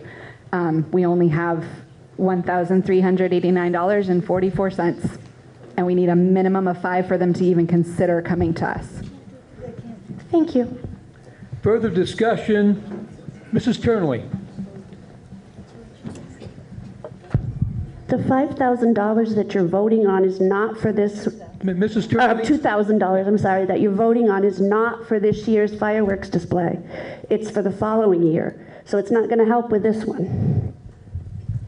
Mr. Gant. Just to add to what Mrs. Sternley just said, the $2,000 is also not going to help us get fireworks for next year either. If we don't have one this year, we add $2,000 to the coffer for next year, we still don't meet the minimum for a fireworks display. Just so you're all aware. Further discussion on Article 26. Back of the room. Could you come up and hit? The question has been called. Is there a second? Second. Moved and seconded. We cease debate. All those in favor of ceasing debate on Article 26, please say aye. Aye. Those opposed, nay. The ayes appear to have it. The ayes have it. You cease debate. Article 26 is read. Shall the voters appropriate the sum of $2,000 to be raised by taxes to fund a public fireworks display? All those in favor of the article, please say aye. Aye. Those opposed say nay. Nay. The nays appear to have it. The nays have it. You have rejected Article 26. Article 27. Shall the voters appropriate the sum of $3,250 to be raised by taxes to support Visiting Nurse and Hospice of Vermont and New Hampshire? Is there a motion? Mr. Moderator. Mrs. Harris. I move that the voters appropriate the sum of $3,250 to be raised by taxes to support Visiting Nurse and Hospice of Vermont and New Hampshire. Is there a second? Second. Moved and seconded that the voters appropriate the sum of $3,250 to be raised by taxes to support visiting nurse and hospice of Vermont and New Hampshire. Do you wish to speak to your motion? Yes, this is a very worthy group. They come in when our people need them, and they stay until they're no longer needed. Your name, and are you a Vernon resident? I'm not. Terry Highland, I'm the visiting nurses. So unless there's objection, we will allow you to speak. So please continue. All right. Nice to see everyone again. I came this year with some new information. We have some massive federal changes coming down through CMS, Medicare, which we receive over 92% of our funding through that service. The program is called PDGM, and it's the first time in 20 years that Medicare has changed their reimbursement structure for post-acute care. That includes nursing homes and places like us, visiting nurse associations. So after you leave the hospital but still need continuing care. They're changing how that is reimbursed from what they called pay per service, which was established in 2004, to patient-driven grouping model, PDGM for short. It is a value-based reimbursement. So depending on the patient's needs, how acute they are, they might be paid more, sort of like the equalized pupil statement that was made earlier, very similar. And if it's a low need, if it's a fairly simple service, we'd be reimbursed less. However, both needs may require a registered nurse or physical therapist, et cetera, who get paid the same, right? So our initial estimates, and this went live January 1, and then so far our estimates are in this first quarter sort of making sense. We anticipated between 4 and 7% revenue loss this year. So that's somewhere between $1 and $2 million of our annual budget, which will be leaving us. So in a time like now, not 20 years, have town appropriations been more important to our mission. Throughout Vermont and New Hampshire, we bring in around $650,000 annually in town appropriations. So the small amount of $3250 from Vernon obviously helps with that. We have some towns giving $65,000 where they're seeing nearly 700 patients a year. Vernon at $3250, we saw 33 patients last year, 561 home visits. That doesn't include our monthly clinic at the community room below the library, where we do blood pressures and general wellness checks. So that's really about it, and I can answer other questions. I'll respect everybody's time, so I won't go on with more facts. I'll just wait for questions. Further discussion on Article number 27. Mr. Gant. I would just ask that we vote consistently. We already voted down helping out our seniors, and we voted down giving town picnic for the kids. If we don't have money to spend on our own seniors and our kids, we don't have money for hospice. Please vote it down. Further discussion on the article. Mr. Kosis. Thank you. Just clarification, the elderly assistance situation, the snow plowing, they have $50,000 in their account, so they're funded for a few years. The hospice, having my mother gone through it for 8 weeks before she passed, and seeing the care that they do, they were with her all the time. Just a fantastic, it takes a special type of person to be a hospice nurse. Fantastic. But my question is, the money needed, is that our contribution to the county, or how does that fit into, is it just, just wondering how that works, that's all. The gentleman from hospice is queried. Yes, good question. So that goes directly to us, the entity, a nonprofit, VNA, Visiting Nurse Association, and it does go into our general fund. It's not limited specifically to this town. I will state, however, that it offsets approximately $22,000 last year in charity care just in Vernon. Our total charity care for the year for the state, for example, just so we see the scale here, is a little over $4.5 million annually that we don't get reimbursed on. Further discussion on Article 27, Mrs. O'Donnell. Thank you, Mr. Moderator. I just want to say that I think the one thing I've been the most proud of in all the years that I've represented this town is to watch how we always took care of each other. We've always been a town that's prided ourselves on being there for our neighbor. The years that I was a state representative, many, many times I called on them to come help a neighbor of ours and to take care of them. and they were always there. There are many elderly people in this community who, through no fault of their own, are alone, need help, they need care, and without the visiting nurse, they will literally stay in their homes without any good quality care at all. And I think we're better than this. This is literally pennies for each one of our homes. Further discussion on Article number 27? Ms. Lockerbie. As many of you know, 6 years ago I had both knees replaced, and then 2 years after that I had a revision in my left knee. And if I couldn't go anywhere, and so they had to come to me, and it was visiting nurses of Vermont and New Hampshire, and they came to me, and it was, I wholly endorse this motion. Further discussion on Article 27? Call the question. Moved and seconded that we cease debate. All those in favor of ceasing debate, please say aye. Aye. Those opposed, nay. The ayes have it. We have ceased debate. The article is Article 27. Question is whether the voters appropriate the sum of $3,250 to be raised by taxes to support visiting nurse and hospice of Vermont and New Hampshire. All those in favor, please say aye. Aye. Those opposed, nay. The ayes appear to have it. The ayes have it. You've passed Article 27. Article 28. Shall the voters appropriate the sum of $15,000 to be raised by taxes to fund the operation of the Emergency Management Office? Mrs. Harris. Mr. Moderator, I move that the voters appropriate the sum of $15,000 to be raised by taxes for the operation of the Emergency Management Office. Is there a second? Second. Moved and seconded. The voters appropriate the sum of $15,000 to be raised by taxes for the operation of the Emergency Management Office. Do you wish to speak to your motion? I'll defer to Dave Emery. Mr. Emery, the town's Emergency Management Director, is in the House. He is not a Vernon resident. However, we will allow him to speak unless you object. Thank you, Mr. Moderator. However, I do plan on being a resident next year. So, having said that, Vermont emergency management, as we speak, and probably the thing that you're most interested right now is the virus. And as of this evening, the governor has set up a task force, which includes emergency management in all the towns as part of that, so that we will be up to speed on whatever needs to be done. So anything that comes out of the state of Vermont through the Department of Health, et cetera, will filter down through our office, emergency management. However, a lot of that information obviously is going to be your responsibility to find out where and what needs to be done.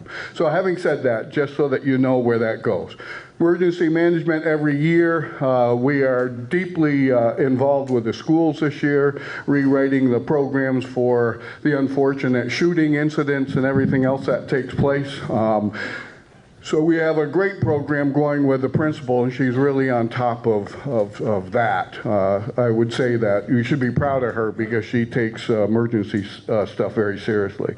We meet with the fire department, with the sheriff's department. We participate in unified command, as well as with the fire department this year, we're sponsoring a train derailment training, which will be held here, which will include fire department and emergency services from around the community. So we are fortunately been really quiet, and I knock on wood with that one. But that's what we do annually. The budget is $15,000. I'm pretty tight with that. The office is eventually going to have to move. As you know, we're in the building known as the old Edson House, and eventually, probably within some period, we'll probably be asked to leave, and so we're looking at relocating the office either to the town hall, but that's going to require an expenditure of putting emergency power in there. And some renovations, or to the firehouse, which would require adding a building or adding to their building. So we're still jumping between both of those and haven't made that decision yet. Any questions? Further discussion on Article 28? I see no questions, so therefore, all those in favor of the article as read, please say aye. Aye. Those opposed, nay. The ayes appear to have it. The ayes have it. You passed Article 28 as presented. Article 29, shall the voters appropriate the sum of $15,000 to be raised by taxes to fund the previously established Vernon Farmland Protection Fund. Chair recognizes Art Miller for the purpose of making a motion. Yes, Mr. Moderator, I move that the town appropriate the sum of $15,000 to be raised by taxes to fund the previously established Vernon Farmland Protection Fund. Second. Moved and seconded that the voters appropriate the sum of $15,000 to be raised by taxes to fund the previously established Vernon Farmland Protection Fund. Mr. Miller. Thank you, Tim. As the town knows, we've set aside over 200 acres, I believe, the last 2 years here in the town of Vernon to purchase the development rights. That's a lot of land set aside, especially quite rapidly in the last couple of years. The fund had a little over, around $400,000 in it, and it's currently around $220,000. We had spent the money, obviously, to buy the development rights. Last year, we voted $20,000 to build the fund up a bit. It's the Farmland Protection Committee's opinion that we're targeting to raise about $250,000 total for the fund, and then kind of level, stop asking for the appropriations at that level. So we're intending to ask for $15,000 this year, $15,000 next year, assuming we get the approval. The reason why we think $250,000 is a good level to have, much of the farmland that people are intending to sell the development rights have already sold that. Basically, Dunkleys have a little bit left, Blodgetts have a lot left, Millers have a lot left. Millers aren't intending to at this point, and we have spoken to Don Blodgett. He, at this point, is not intending to set any aside, but he may in the future. And so we feel that 250 is a good target for us. Again, we're asking for 15,000 this year, and assuming the approval, we intend to ask for another 15,000 next year, and then not ask for any more for a while. Thank you. Further discussion on Article 29. In the back of the room, Mr. Kosis.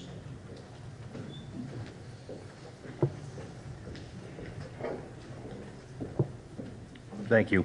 I just want to find out how much is about $200,000 in the coffers right now, correct? 220, yes. 220. Again, we're looking at how much we're looking at the special education needs of the elementary school here. That's what, up 85%? It's going to climb up to, they said. Is there a way for some of these committees, and I got a couple acres myself, and I raise goats, I get it, but there's a point when these expenditures, these insurances and the special needs are going up so fast. It's 15,000 here, 20. These committees, when they defer and return some money back to the town to offset some of these crazy expenditures of, say, the special needs for the elementary school? Can that happen? Because you had 50,000 for the elderly. They used 5 this year. The Farmland Protection's got 220,000. I mean, I look at this; those are big accounts, and here we are. We got kids that are, special needs are going to need, what's that? 300. I don't know, 85% was going to increase, so that's a lot of money. That's going to come out from somewhere, and I think some of these committees, hate to say it, sometimes we got to maybe tighten our belt a bit. Maybe these committees need to be kind of dealt with a little for a few years and offset, so we can save some of this money and use it where it may need to be. Thank you. Further discussion on the article. The board is responding. Mrs. Harris. Unfortunately, the school and the town are 2 different countries when it comes to money. Further discussion on Article number 29.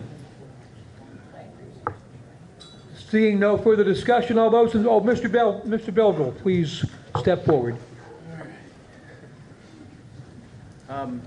Jim Belville.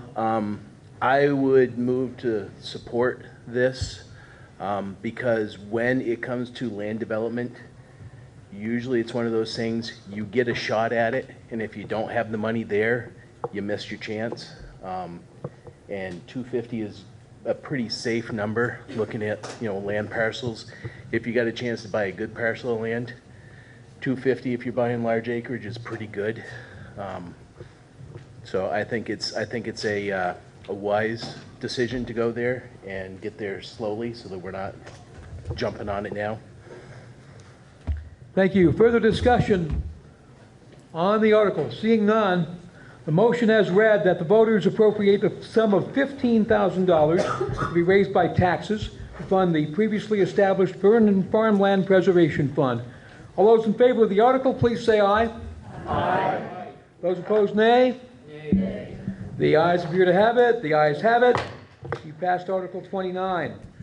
Article 30.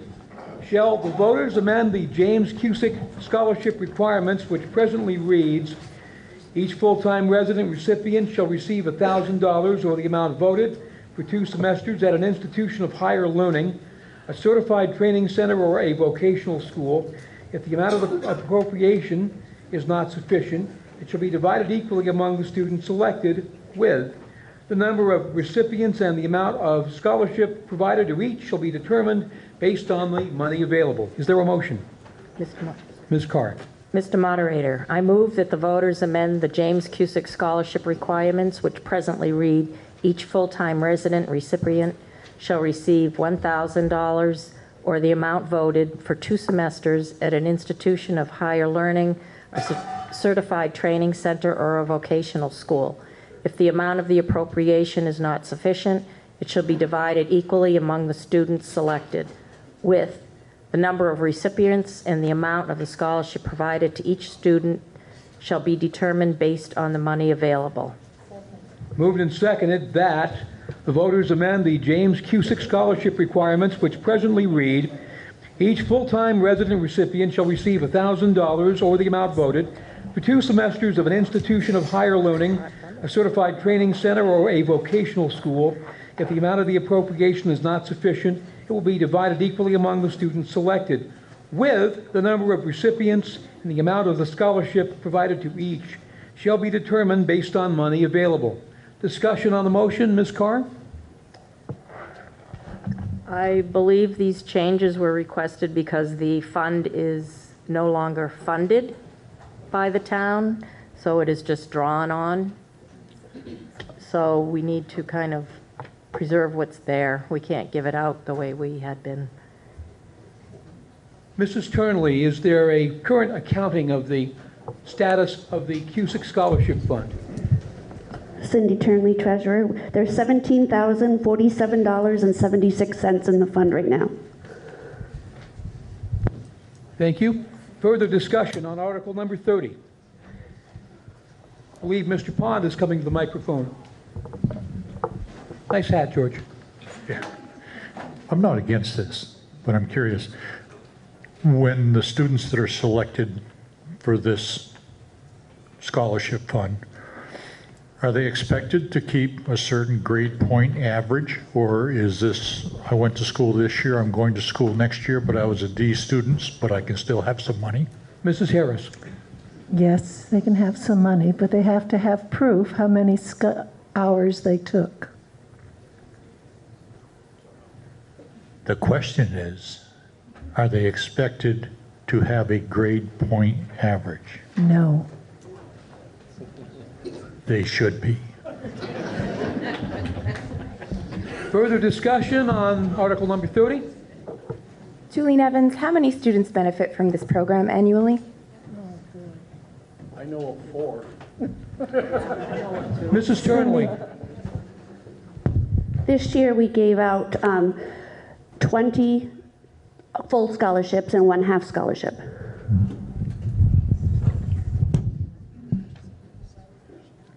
Further discussion on Article number 30.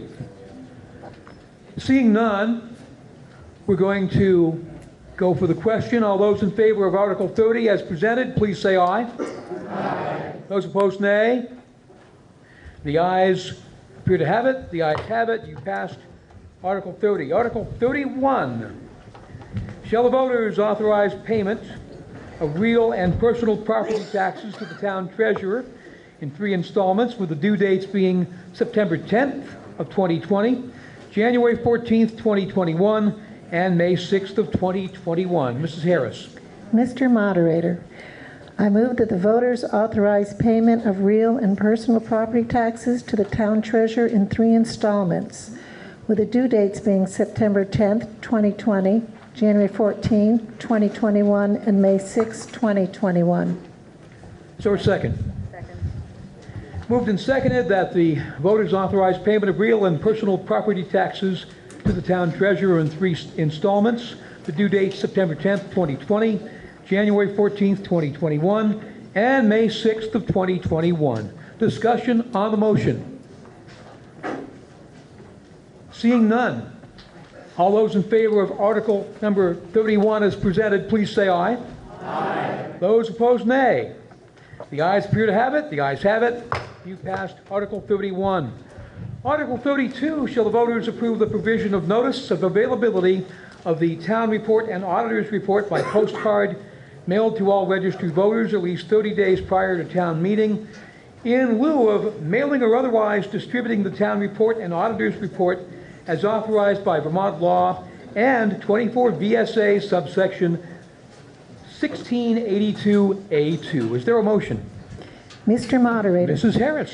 I move that the voters approve the provision of notice of availability of the town report and auditor's report by postcard mailed to all registered voters at least 30 days prior to town meeting, in lieu of mailing or otherwise distributing the town report and auditor's report as authorized by Vermont law and 24 VSA subsection 1682A2.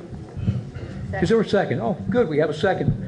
The motion is that the voters approve the provision of notice of availability of the town report and auditor's report by postcard mailed to all registered voters at least 30 days prior to town meeting, in lieu of mailing or otherwise distributing the town report and auditor's report as authorized by Vermont law and 24 VSA subsection 1682A2. Discussion on the motion. Seeing none, all those in favor of Article 32, please say aye. Aye. Those opposed, nay. The ayes appear to have it. They have it. You passed Article 32. Article 33. Any other business that may be allowed to come before this meeting? Ms. Lockever. I just want to remind folks to fill out the broadband survey. We need to know your internet needs and concerns. And the link is windhamregional.org/broadband survey. And we need this information by March 17th. Thank you. Mrs. Harris. I'd like to defer to Chris. I forgot to ask him to say something earlier. Mr. Parker is recognized. You're on, Chris. Oh, boy. I just wanted to take a minute and ask our highway guys to stand up, our fire department, our treasurer, our clerks, anybody that is an employee of this town. I think that they deserve a round of applause for getting us through everything that we go through in town.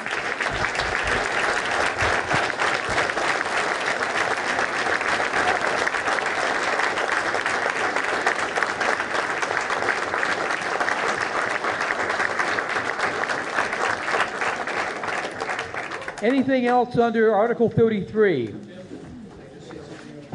I'm going to take the moderator's prerogative and say something. Right in the back? Did somebody want to speak? Mr. Belleville, you go for it first. All right. I'm going to take, I don't know, fairly unpopular look at things. We just went through a whole bunch of articles. We had 2 we voted down to the tune of $10,000. Now, if you do the math on those $10,000 that we saved ourselves, eliminating the fireworks, eliminating the elderly, which here's debate whether or not they need it, but if they needed it, they would be without. But by eliminating those 2 things, you saved $12 a household. $12 to eliminate the fireworks. Okay? $12 to, put off the $5,000 for the elderly. I understand times are tight, budgets are tight, you want to save some money. But for $12, you basically gave a raspberry to 2 big sections of this town. The people that enjoy the fireworks, the fire department, it caps off their muster, it helps them raise some money. Now we don't have the fireworks unless somebody steps up to raise some money. As we know, Nobody stepped up this year, so we don't have a fireworks this year unless somebody big comes through with some big money. People will try. Yes, but we're short because, times are tight. So think about it. For $12, we told those people for one reason or another that their projects didn't matter. Just think about that when you're looking at your budgets. I know we added about $500,000 to our overall budget, $562 a household. Okay? So to the tune of, how much is that a week? $10 and change a week? No, $12, $11 a week to fund all these things, and for $12 we said no. So just think on that. Further discussion under other business. Just from a town employee perspective, who's also been your moderator for 20 years, it has been an honor to serve you. We will continue to serve you. We will walk through walls for you. Come see us, come talk to us. I will now accept the motion to adjourn. So moved. All those in favor, say aye. Aye. Good night, everybody.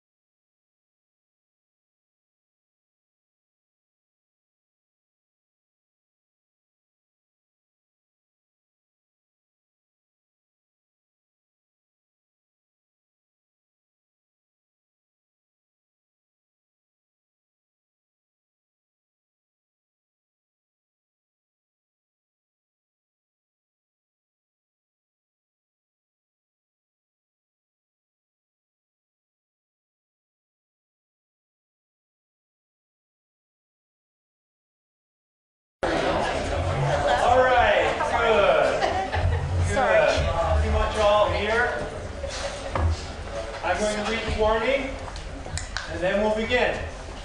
Welcome all. So the warning is, the legal voters of the town of Jamaica and the county of Windham and the state of Vermont are hereby notified and warned to meet at 10 a.m. at the town hall in said town of Jamaica on the first Tuesday of March, March 3rd, 2020, to transact the following business and act upon the following articles. The first article is to elect a moderator for the term of 1 year. Do I have nominations? Yes, Dana? I nominate Greg Jolly. Are there any? Second. Very good. Any other nominations? Don't make it easy on me. Come on. You like it, Greg? Move we close. All right. Okay. Yes. Nominations have been closed. All in favor of Greg Jolly being your moderator, please say aye. Aye. Those opposed? Any abstentions? I thank you for another year. Thank you for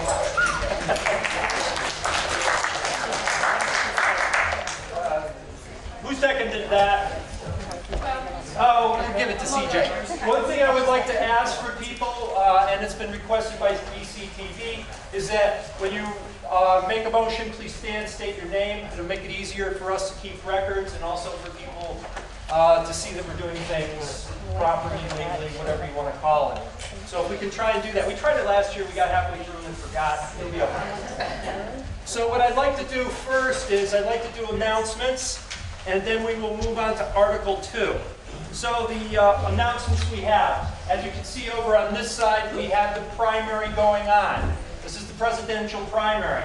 If anybody hasn't voted yet, begin at Heather's station. You can vote, and then Pat will sign you out. Polls will be open until 7 p.m., at which point all the justices of the peace and select board will come in and tally. But the polls are open now and will be open until 7 p.m. So tell one and all. Number 2, our representative,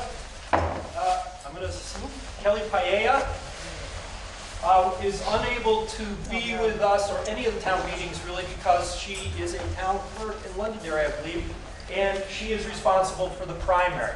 However, she has provided to us a two-sided sheet with a summary of the various bills that are now presently going through the legislature, where they're at, where they might be going.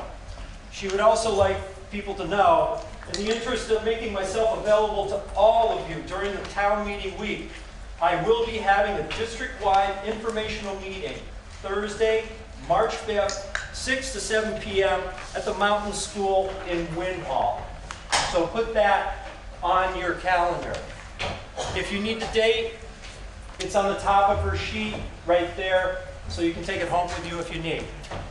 We also up here have a copy of the West River Modified Union Educational District Annual Report. Always a good read. We have some informational pamphlets here from the Jamaica Historical Society. And also over here we have a Wyndham Regional Broadband Project Survey. If you come up here, you get a little slip like this. It'll inform you where to go online to take the survey, which will help them with understanding what is needed in the area for broadband. Okay, the other thing that we have here among my notes is that we have BCTV here again this year recording. I know that many of you watch the select board meetings and the school board meetings for the district on BCTV, and next week you'll be able to watch yourselves once again. So in this meeting is being recorded by Broward Borough Community Television. You can watch it later this week on Comcast Channel 1085, Southern Vermont Cable Channel 10, or online at vermonttv.org. And again, they ask that when somebody's speaking or making a motion that you stand, state your name, for just so we can see who's making it and hear it more clearly. And also it helps Sarah with keeping records. Greg, I will put this on the website, the Jamaica Vermont website, next week probably when it comes up. So we have that also. I also make sure that we get a hard copy on a disc that we can spin for posterity, and it goes to the Historical Society. Multiple ways you can find this. The other thing that was suggested, here. Also, do not forget the town meeting lunch, which is today over at church at 12. And I think it'd be finished like at 11:45. They probably let us in anyway. So please go over. It's for a good cause, and it is $8 for adults and $4 for children. All right, that's done. Now there was a suggestion, because we're not always certain if everybody in the town knows who your select board and justices of the peace are. So it's been suggested that they introduce themselves. So shall we begin over there? Your name and your position. Karen Amadon, Justice of the Peace. Clara Robinson, Justice of the Peace. Andy Coyne, Vice Chair on the Select Board. Judith Flower, Select Board. Tom Tolbert, Select Board. Greg Melman, Select Board. Paul Fraser, Chair of the Select Board. Sarah Wiswell, Town Clerk. Terry Garland, Treasurer. Rob Willis, Justice of the Peace. And I'm Greg Jolly, I'm your moderator, but I'm also the Justice of the Peace also. So with that done, with the announcements done, if I've missed one, remember at the end we have a section article called Other Business. That'll be a great time to bring it up at that point to the body. Now, one thing I'd like for people to remember is that this is a deliberative legislative body. Today, you are a mini Montpelier for the town of Jamaica. Your vote counts. The select board cannot move forward without your vote. So keep that in mind. This is a serious thing that I, as moderator, want to perpetuate well into the future, and I thank you all for being here. We're almost through the technicalities here. One of the things that you need to do is that if you're a voting resident of the town, you need to sign in, be able to vote on the floor, or for any ballots that come up. When you sign in, you should have gotten a packet of rainbow-colored slips. If it comes to the point of needing this to do a ballot, say during the nominations for select board or other positions in the town, I will call out a color. That color will be the only one that will be officially counted if it goes in the box. If your neighbor doesn't have one of these and asks you to rip it in half and share, that is a spoiled ballot, both of them. I'm saying this because we had some issues around the water vote that I don't want repeated. So please, the numbers that we have back there have to match the numbers of the votes. If there are more votes in here than there are signed in, we have to vote again. So just consider that. These are all little technicalities I want to clean up. We run by Robert's rules as amended by the state of Vermont. What is that place? Supreme Court. And there are some interesting legal points that they've decided, which we won't go into unless we stumble into them, and then I can give you chapter and verses necessary. Now, the process here is, and I'm learning every time I go up in February for my refresher, all the things that I did wrong last year. Because I did them wrong, I understand what I'm looking for. And then it's like, oh, that's how you do that. So this is basically how it should work. I'll state the article. It'll be moved by one of you. It'll be seconded by one of you. I will then restate the article. That means it's on the floor. Then we can have discussion and question and all that. Now, we get to a point, somebody can call the question. One thing you need to understand is, if there's no more questions and it's quiet and somebody says, call the question, I will recognize that as a called question. If I've got 3 hands up and somebody calls the question, I'm going to go through those 3 people first because they were recognized first before the call of the question. There's little details, as I said, that I'm learning. Once the question is called, then we have a 2/3 vote to close. Then we go on to actually vote for the article, and you make your decision. Let's see what else we want to say in here. Also remember, in some ways this is a holdover from British parliamentary procedure. Believe it or not, when you watch the fiasco that is the Parliament in Britain, they are addressing the speaker. They are not addressing each other directly. Of course they are, they're facing each other. But technically they're talking to the speaker. And in this body, when you ask a question, you're asking it, you're speaking it to me. There shouldn't be any discussion. I'll direct. A lot of the times I can just step out of the way and you guys self-regulate wonderfully. But I want you to know if stuff starts spiraling out, I will step in.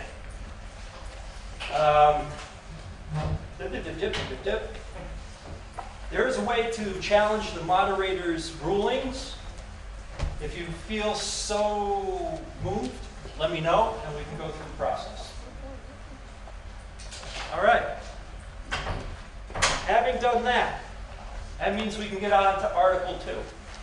And Article 2 is to act on the town report. Do I have a motion?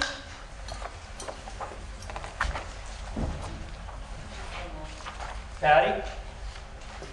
And do I have a second? I'll second. Okay, Micah or Dana, there we go. Now, I restated action. Article 2 is to act on the town report. Discussion. Is there any presentation from the select board this week? Patty, as the person who made the first motion, you have the right to speak first if you wish. Oh. You don't have to. Is there any discussion? Yes, Bonnie? Bonnie, yes. I just wanted to know, I'm the treasurer of the fire department, and there was a typo in the fire department's report on page 56. For the gas and diesel, it says $11,825, and it should only be $1,185. We did not spend $11,000 in gas.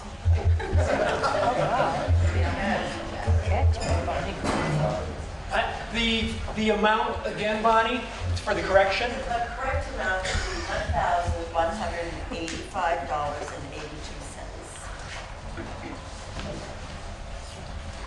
Any other discussion? You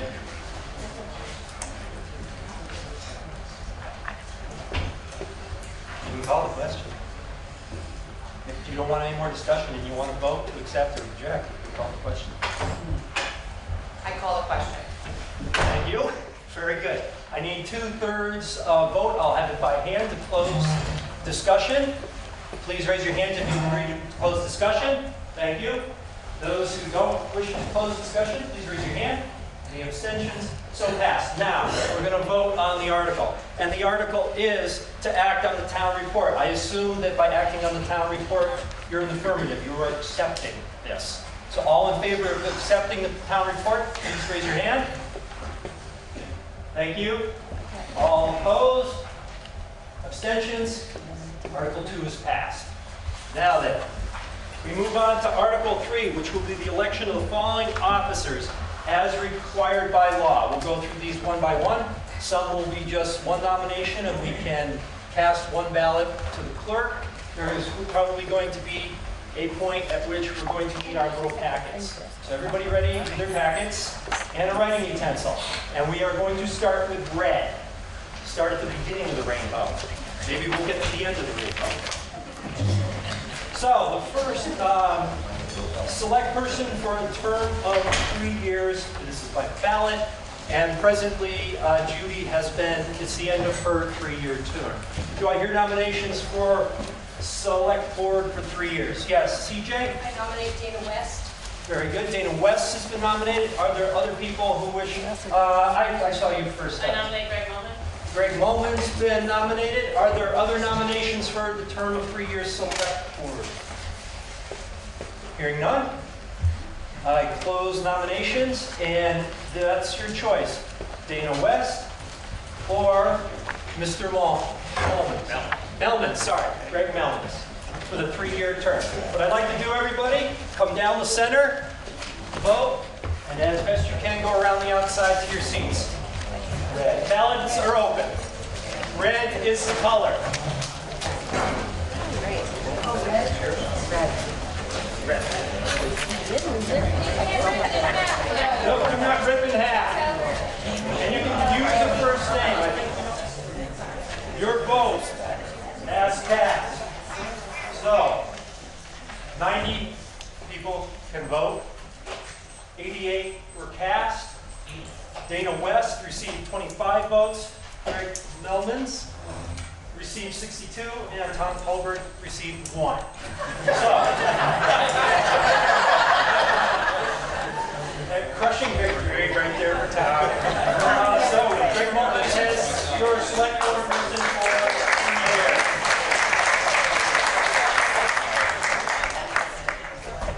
All right, ballot box is in place again. We move on to the second item. Yes. So Judy Flowers is now officially retired from the board, and Paul, and she would like just to speak momentarily to the body. I just want to remind everybody what incredible, valuable asset she's been to the town. Very early in her career here, she got involved with the transfer station. Those of you who have had a chance to use the swap shop have trod on the boards that she left in her wake. She has also put a lot of time and energy making sure the water system that we now ran upstream, and that thing got completely got out of control, and she managed to bring that under control, so we have water here. She's also recently stumbled on, with the help of Stuart, the sill, but underneath there's we now have hot water in the bathroom. That's what I'm trying to get here. And I appreciate that more than you know. She also honchoed the reparations that were needed for the sills and some other ceiling. Anyhow, so what I want everybody to do is I want you all to kind of look up high into and thank, not that high, don't go too high, just up to the ceiling, because she's also responsible for getting the ceiling painted. So she's been very, very busy, major asset to us. We wish you the best. Good luck finding another select board that's as much fun as we were. And again, thank you very much for your support.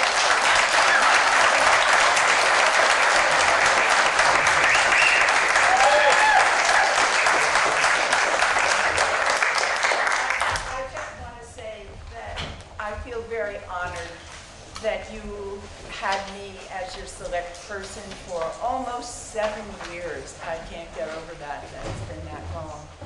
And that the cooperation that Paul talked about at the transfer station, there were major changes that we all had to make, and you guys just cooperated so well. And the other thing is, I'm the third woman on this board. Lexa, Clara, and then me. And we bring, and I'm going to get into my psychology hat for a minute. We bring to anything that we belong to a relational mindset. Men have a different mindset. They're very much involved in tasks, not that there's anything wrong with that. But you actually need both issues going, both types of thinking on the board. And so it's important that women be on this board along with men, and I encourage you to do that. Thank you so much for your cooperation. As I said, the transfer station being one of the major things, we made a major transition in what we were doing, and we all did it together. And thank you for having me for these years.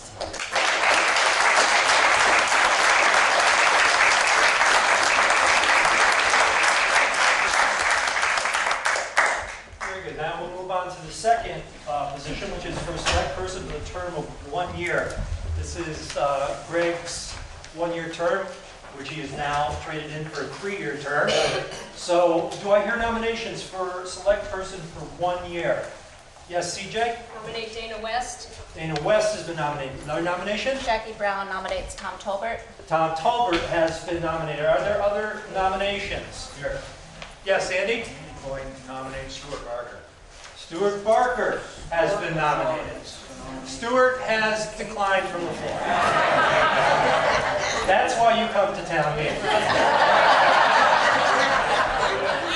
Beautiful example right there. So we have 2 individuals. Are there more nominations? Jessica Pollock. Jessica Pollock has been nominated by Mr. Kenishiro. She passes. She declines. She declines. Are there other nominations? All right. Prepare your orange ballot. And the 2 individuals are Tom and Dana. Come down the center, and around the outside. Ballot is open.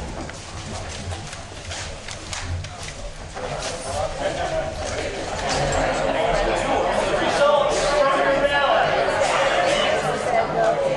92 voters are now checked in. 91 voted. That's pretty good. Dana West received 30 votes. Tom Tolbert received 61. Necessary to get the position is 46. Tom Tolbert has won the position. He's your new select person for the next year.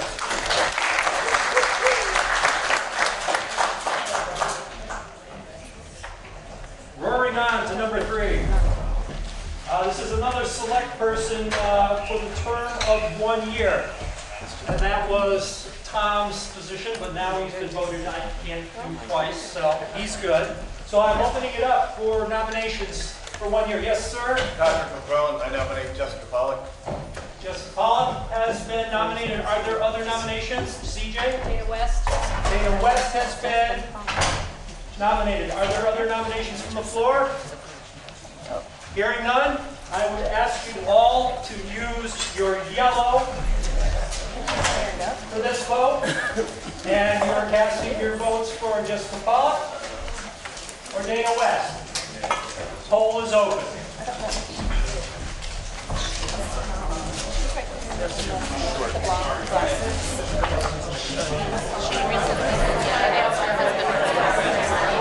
The results of your ballot are, out of 92 possible ballots cast, there were 89 cast. 46 therefore would be needed to win. Dana West received 35. Jessica Pollock received 54. Jessica Pollock is your for 1 year. Okay.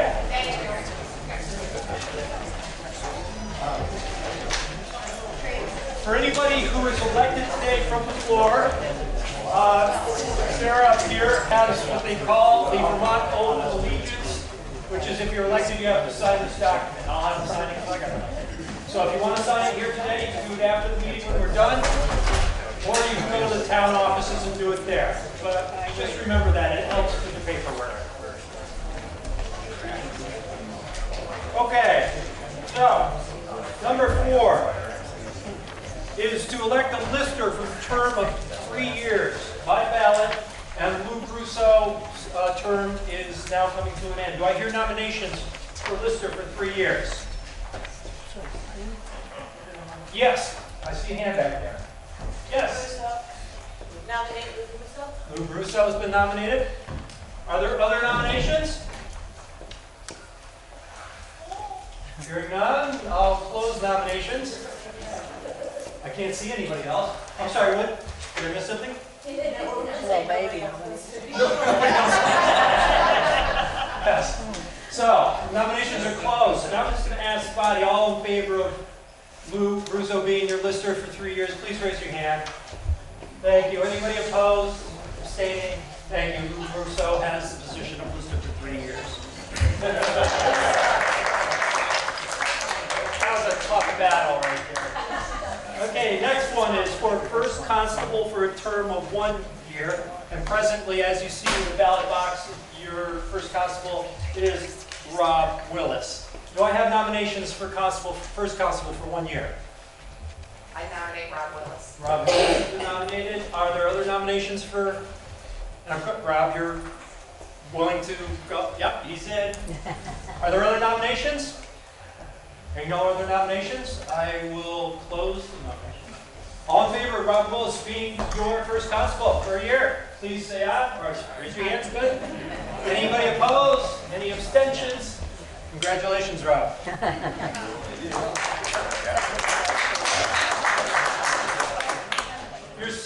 The next one is for second constable for a term of 1 year. The present term that's being coming to an end here has been held by Ben Williams.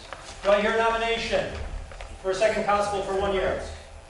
CJ? Nominate Ben Williams. Ben Williams has been nominated. Are there other nominations for second constable?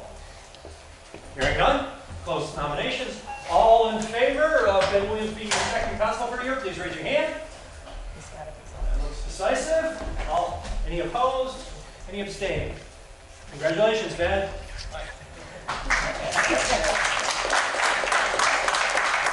Now, the next one is for town grand juror for the term of 1 year. Presently, that is held by Steve Clark. As far as I remember, it's always been held by Steve. So, are there nominations for the town grand juror for 1 year? Anybody? Yes. Nominate Steve Clark. Steve Clark keeps the streak up. Are there other nominations? Hearing none, close nominations. And all in favor of Steve Clark being your town grand juror for 1 year, please raise your hand. Another decisive victory. Anybody opposed? Abstaining. Very good. Excellent. We move along. Town agent for the term of 1 year. And this is Peter Andrews presently holds that position. Do I hear nominations for the position of town agent for 1 year? I nominate Peter Andrews. Peter Andrews has been nominated. And as you can see, Peter's not here, so he can't decline. Peter. Are there other nominations for this position of town agent? Hearing none, I close nominations. All in favor of Peter Andrews being your town agent for 1 year, please raise your hand. Another decisive victory. Those opposed? Abstaining? Thank you. We move on to trustee of public funds for the term of 1 year. This is another position held by Stephen Clark in perpetuity. Nominations for the position of trustee of public funds. Nominate Steve Clark. Steve Clark has been nominated. Valentine, yes. Are there other nominations? Hearing none. Close nominations. All in favor of Steve Clark being your trustee of public funds for 1 year, please raise your hand. Opposed? Abstaining? Thank you. Steve Clark is the man. Speaking of which, agent of deed of land for the term of 1 year. Guess who? Stephen Clark. End of the hour. I open up nominations for the position of agent of deed of lands for 1 year. Nominations, please. Yes, sir. Steve Clark. Steve Clark. Very good. Any other nominations? Hearing none, I close nominations. All in favor of Steve Clark being your agent of deed of lands, please say yes. Thank you. Any opposed? No abstentions. It's a nice clean victory. Okay. Next one up is library trustee for the term of 5 years. Sounds like a sentence more than a term.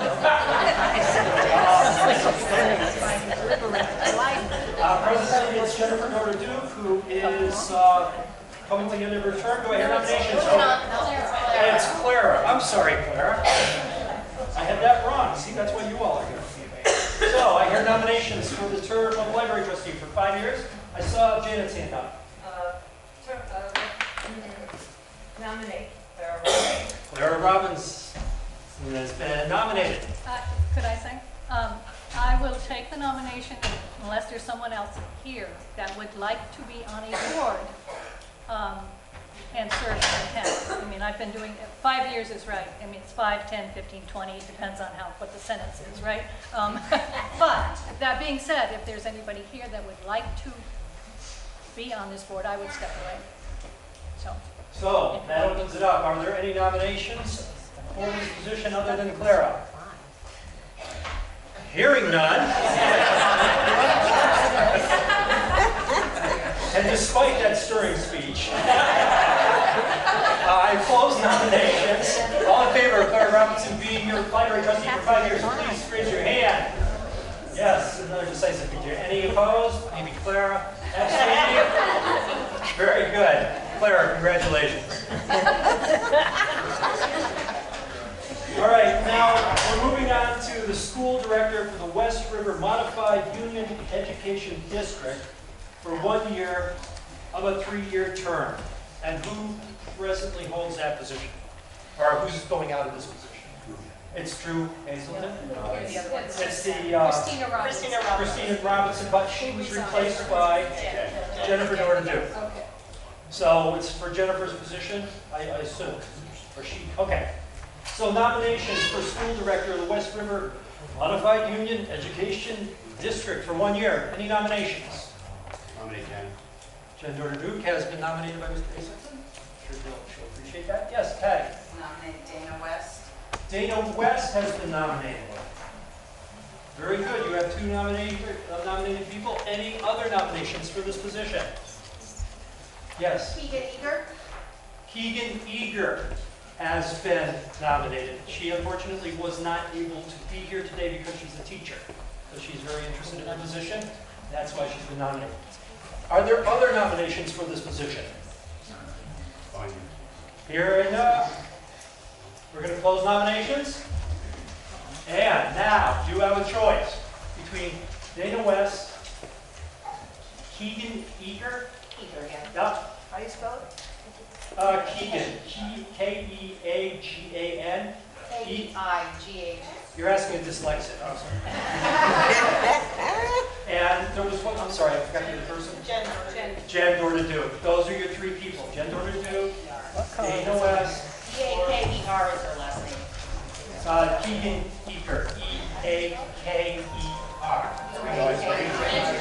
We're going green. We're going green.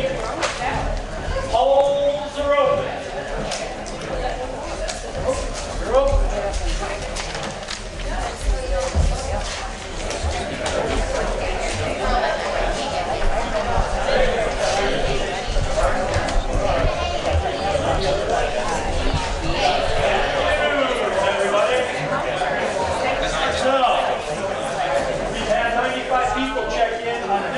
Only 77 voted, which means the individual to get the position would need 38 votes.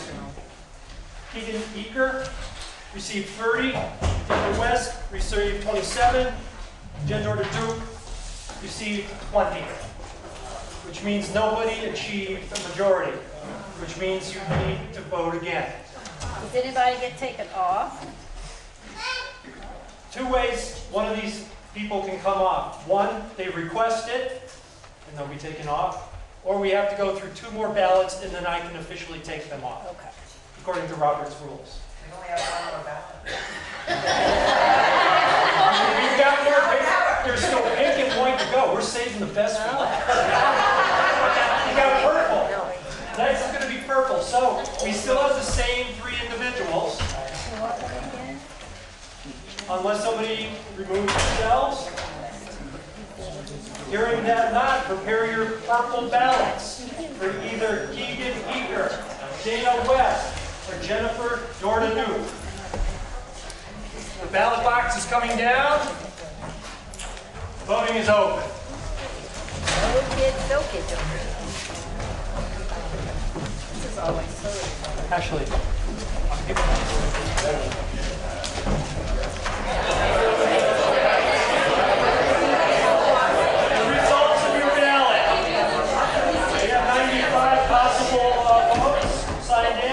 In this vote, there were 62 cast, which means that 31 were required to get the majority of the position.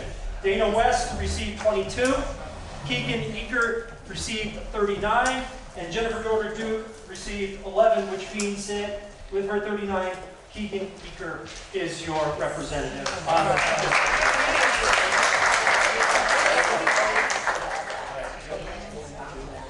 Okay, here we go. This is also a school director for the West River Modified Union Education District for a 3-year term. We just voted for the 1-year term. This is the 3-year term. Do I have nominations? This position was held by, was it you, Drew? Did you have? Yeah, okay. So Drew Hazelton, his term is ending now. So this is the vote for the 3-year position for school director. Nominations, Patty? I nominate Dana West. Dana West has been nominated. Are there other nominations? Drew Hazelton has been nominated. I decline. Drew has declined. Are there other nominations? Oh, sorry. Jen Dordaduke has been nominated. Other nominations for the position of school director for 3 years.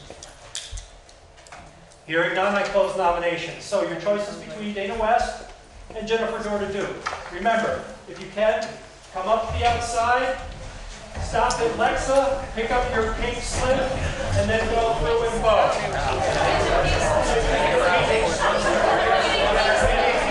Yeah. That's right.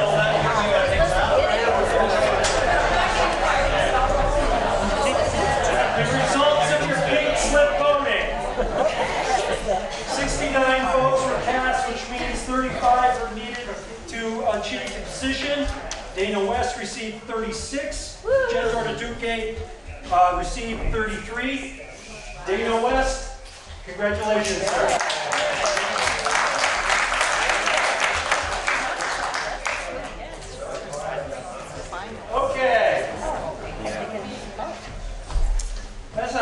only taken us 95 minutes to get to this point. So let's move on to the next article because we are done with the elections. Thank you to all who are willing to serve. Thank you to those who have served. And remember, anybody who was elected, please see Sarah to sign your oath. Now, we move on to article number 4, which is to see what sum of money the voters will vote to pay the town's running expenses and how it will be collected. Do I hear a motion? Bonnie West is, may I have a second? Nelson Coleman is seconded. Now, since Bonnie was the first motion, she has the first right of the floor. So Bonnie. I would like to make the motion that we postpone indefinitely acting on this article. Okay, so there is a motion on the floor. And when it's postponed indefinitely, two things can happen. Number one, I need a second to that motion. There's a second from CJ. All right, two things are going to happen now. To postpone indefinitely means if you postpone this article, it will be up to the select board to set up another town meeting to address the budget. It will be at their discretion, and I'm sure they're under all sorts of state and local laws. They'll have to do it within a set amount of time. The second thing that this allows is that we can now talk about the merits of Bonnie's concerns and the body and discuss it. So Bonnie, your concerns. Okay, I have 3. On page 20, it shows that we have a surplus in revenues. You cannot spend revenues unless the rules have changed. You cannot spend surplus revenues without a vote of the electorate. And there is no article to authorize the expenditure of these revenues. On page 24, it shows that we have a deficit.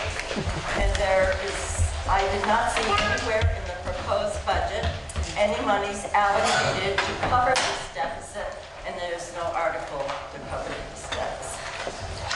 My other concern is that on page 17, it shows that back in 2014, $415,000 was borrowed from our highway capital fund for running expenses. And that was 6 years ago, and it is still outstanding. And we have infrastructure that needs that money to be used for. 2 bridges, some culverts, drainage, now that the state requires, and even some probably retreatment, which is blacktop. And I think that the select board need to take some time, go back, and maybe make a plan to refund the capital project fund. I assume that it happened under when we was having Irene and flood expenses. But it's 9 years since flood Irene, and unless, FEMA comes through, that money is still outstanding. I think they need to have an action plan to paying it back, because we certainly can't afford to pay $400,000 back in 1 year. And it needs to be addressed. And if FEMA money should come in, then it's surplus and we can act on it then. Before I ask for any questions or observations from the floor, I'd like to allow the select board to address the concerns that Bonnie's raised. Who would like to? Okay, so I don't know if I'm going to get this exactly the page numbers, or I wasn't writing. Well, on 17, okay.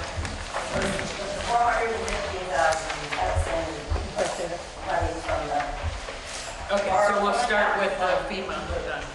Okay. general fund in 2014. And on page 20 is where it shows the surplus of $97,566. And on page 24, it shows the deficit. So we did start the year in a deficit situation.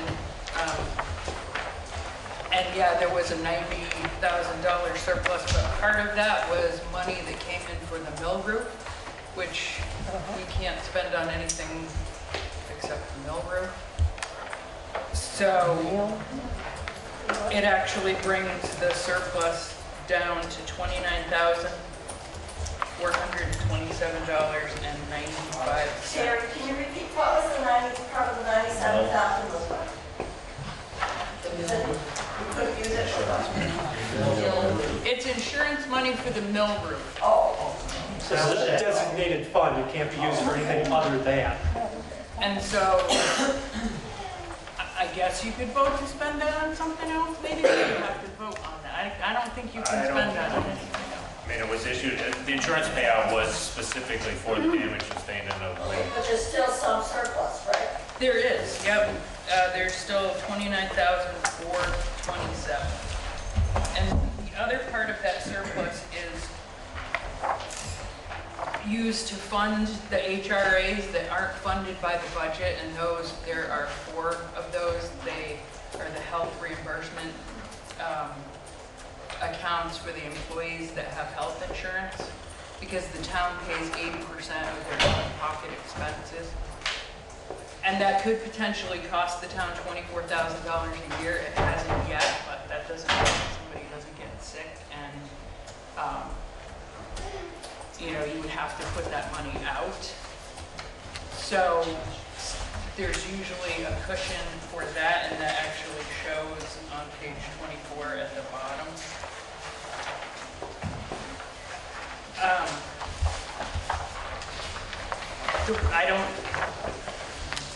So 27,000, I suppose, could be added to the budget to 29 to reduce the amount of taxes.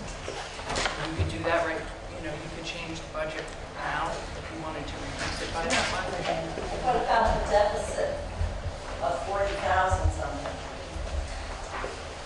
Well, that had to do with the bond payment for the garage. Well, it looks like it's, when you look in here, it was under materials. And materials, those were way over because we ended up having to do a lot of ditching for the general municipal roads permit. And I did end up, because we're on a cash basis, I can't put things in 1 year. The auditors will always make me move it where it needs to go, even though I want to put it in a certain place or a certain time frame. And they will always say, no, you can't do that. So I have to move things back to. So what is actually our financial status? How much surplus, any deficit? So we have a $29,000 surplus. After you take the insurance money out for the mill roof.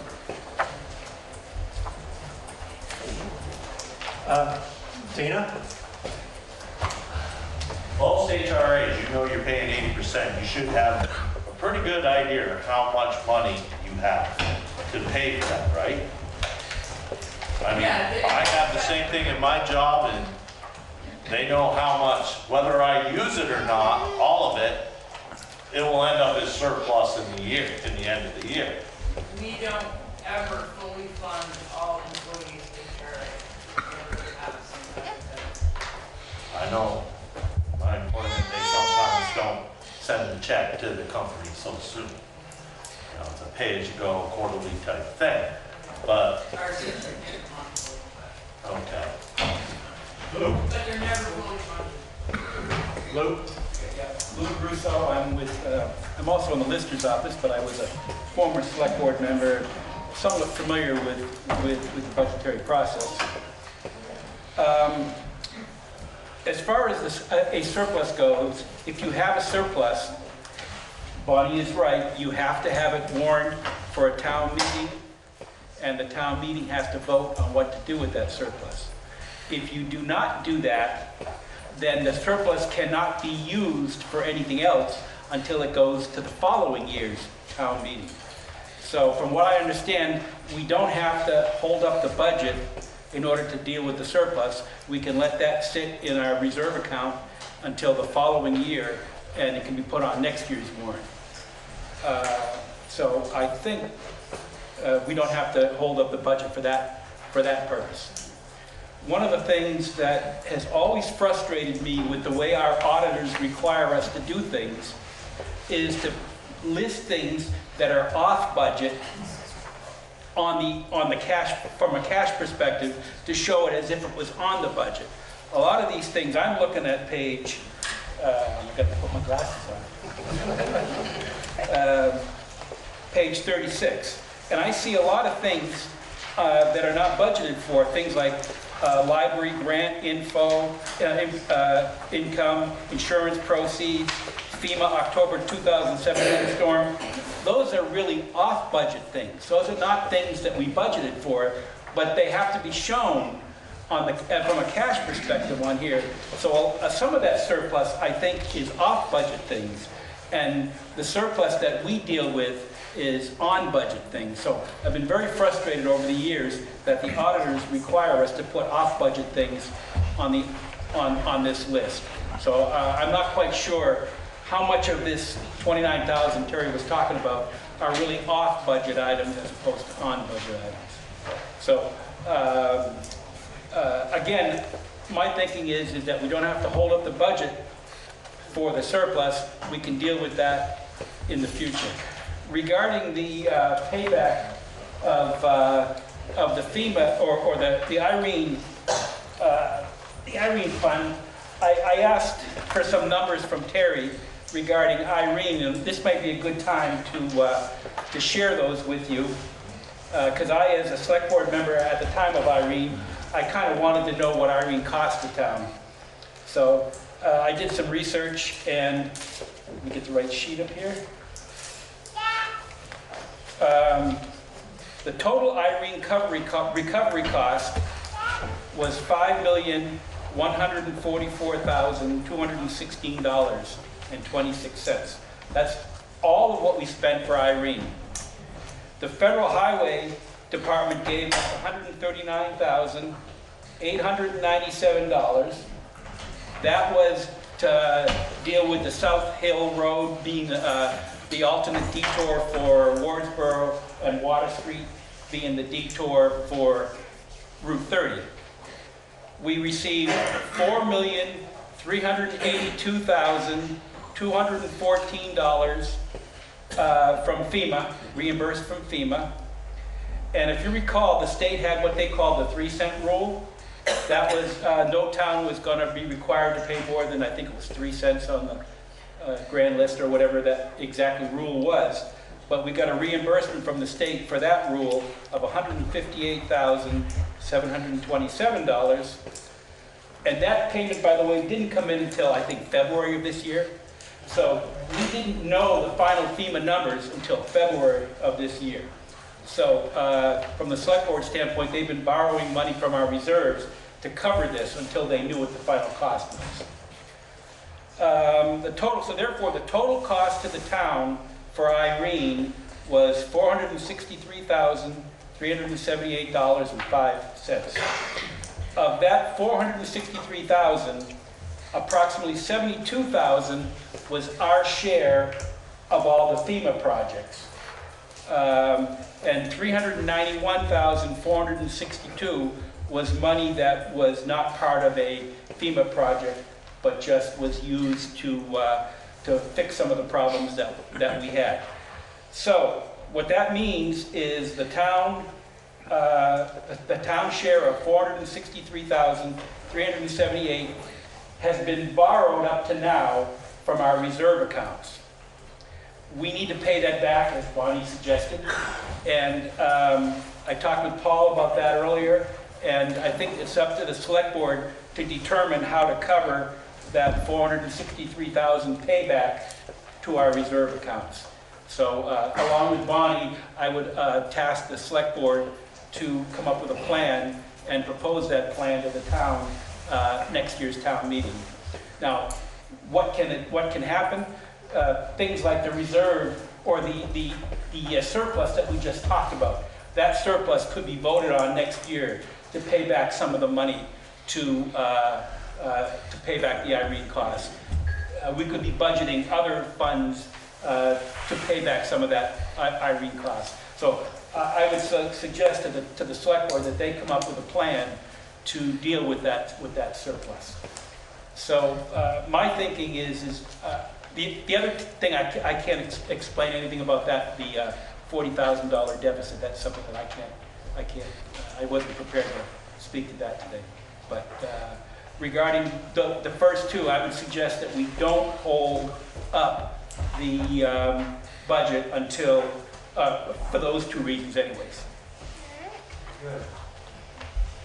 Yes, CJ. Just a quick question.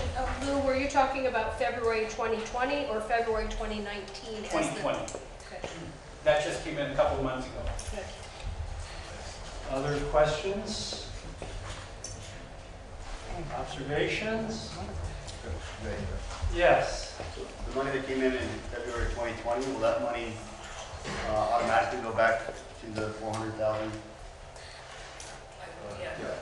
No, that actually was prior to the 400,000. That money was bigger. That money was one of the numbers that I used to come up with the 463,000. But it will go back towards the 415,000 that's actually due to the highway. Right. Reserve account. Correct. Yeah. So how much do you still owe to that account once you put the money that just came in?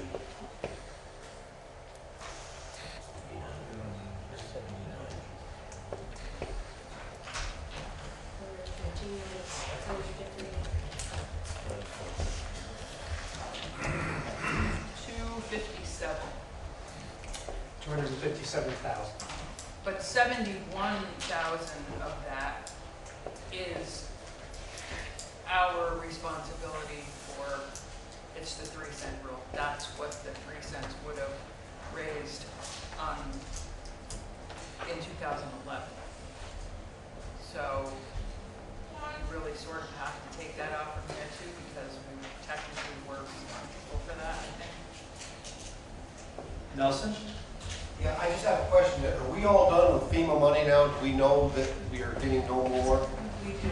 That was the very last page. That was their full balance that was due to us once they accounted for everything out of all of the 95 projects that we had. Other questions? Any observations? What I'd like to remind people is, because we're in a little different space according to Robert's rules, we're not considering the article at this point. We're considering postponement to an indefinite. So in order for, if there's no more discussion, in order for this to pass, it's 50% plus one to pass postponing indefinitely. If it fails that vote, then we go back to the original article and we open it up again, and numbers will be provided again. So, yes, Jeff? Yes, I'd just like to ask the select board if there's a reason why they haven't addressed this debt until now. Yes. One of the difficulties we have in the select board is trying to work with concrete numbers and not guesses. And so until we get everything we're getting back from FEMA and know exactly where all these things lie, there's not a lot we can do about it except make stuff up. So we're trying to, now we have an idea what we're going to have to do with, we can come up with plans to make this work. This has been a long, arduous process. Terry has worked herself to the bone to make these things work. Select boards have been involved, but there's only so much we can do until we have the hard numbers. Now that she's got all the money in, we've taken a very close look at it.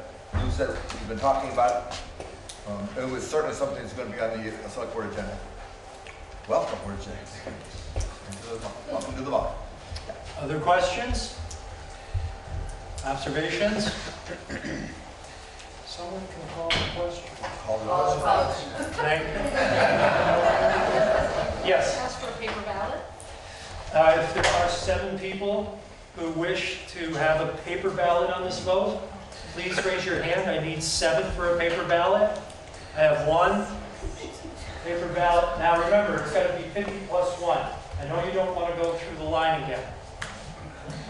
But I'm going to ask somebody up here, when I ask for the vote, to count hands. All right? I am legally not responsible for counting. Just wanted to make that clear. Okay, so what you have right now is a motion to postpone Article 4 indefinitely. Please, all of those in favor to postpone indefinitely, please raise your hands.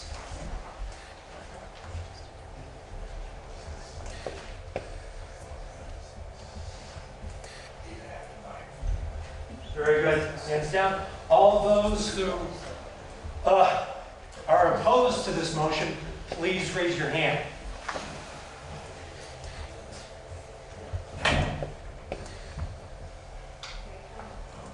Yes, you have to count.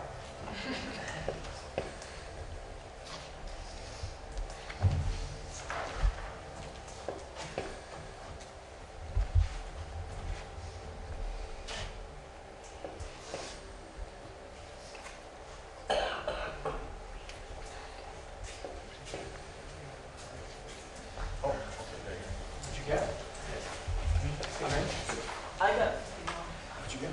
51. All right. So that would be, let's say that's a total of 60 to be half, you need 30. With that vote of 51, the motion has been defeated. Now we go back to the original article, number 4. I will state it again. I would also like to let people know we are at 3 minutes to noon. So we can press on.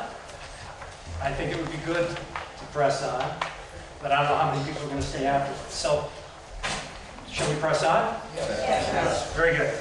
Okay, so article number 4 is to see what sum of money the voters will vote to pay the town's running expenses and how it will be collected. Note, there are 2 sections of this. We'll deal with them individually.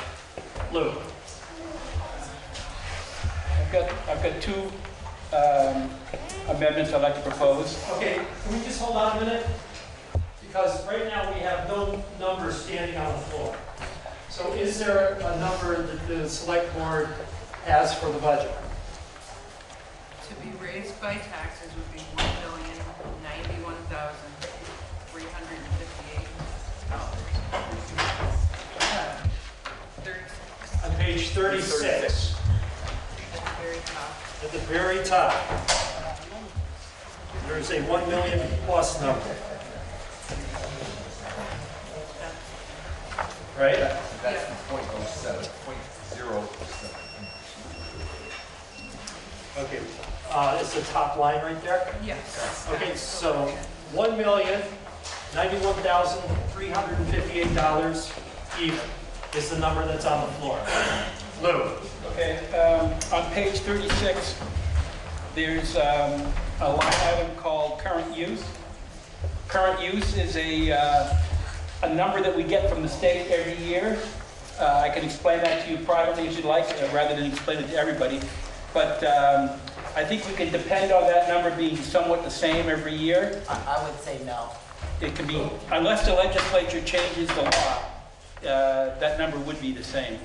Depending upon who. Okay, well, Lou's yes. floor, and Lou, I want you to stick on this one article, because we can't have This 2 is- amendments on top of each No, other. I'm going to do one. Just one. Okay, thank you.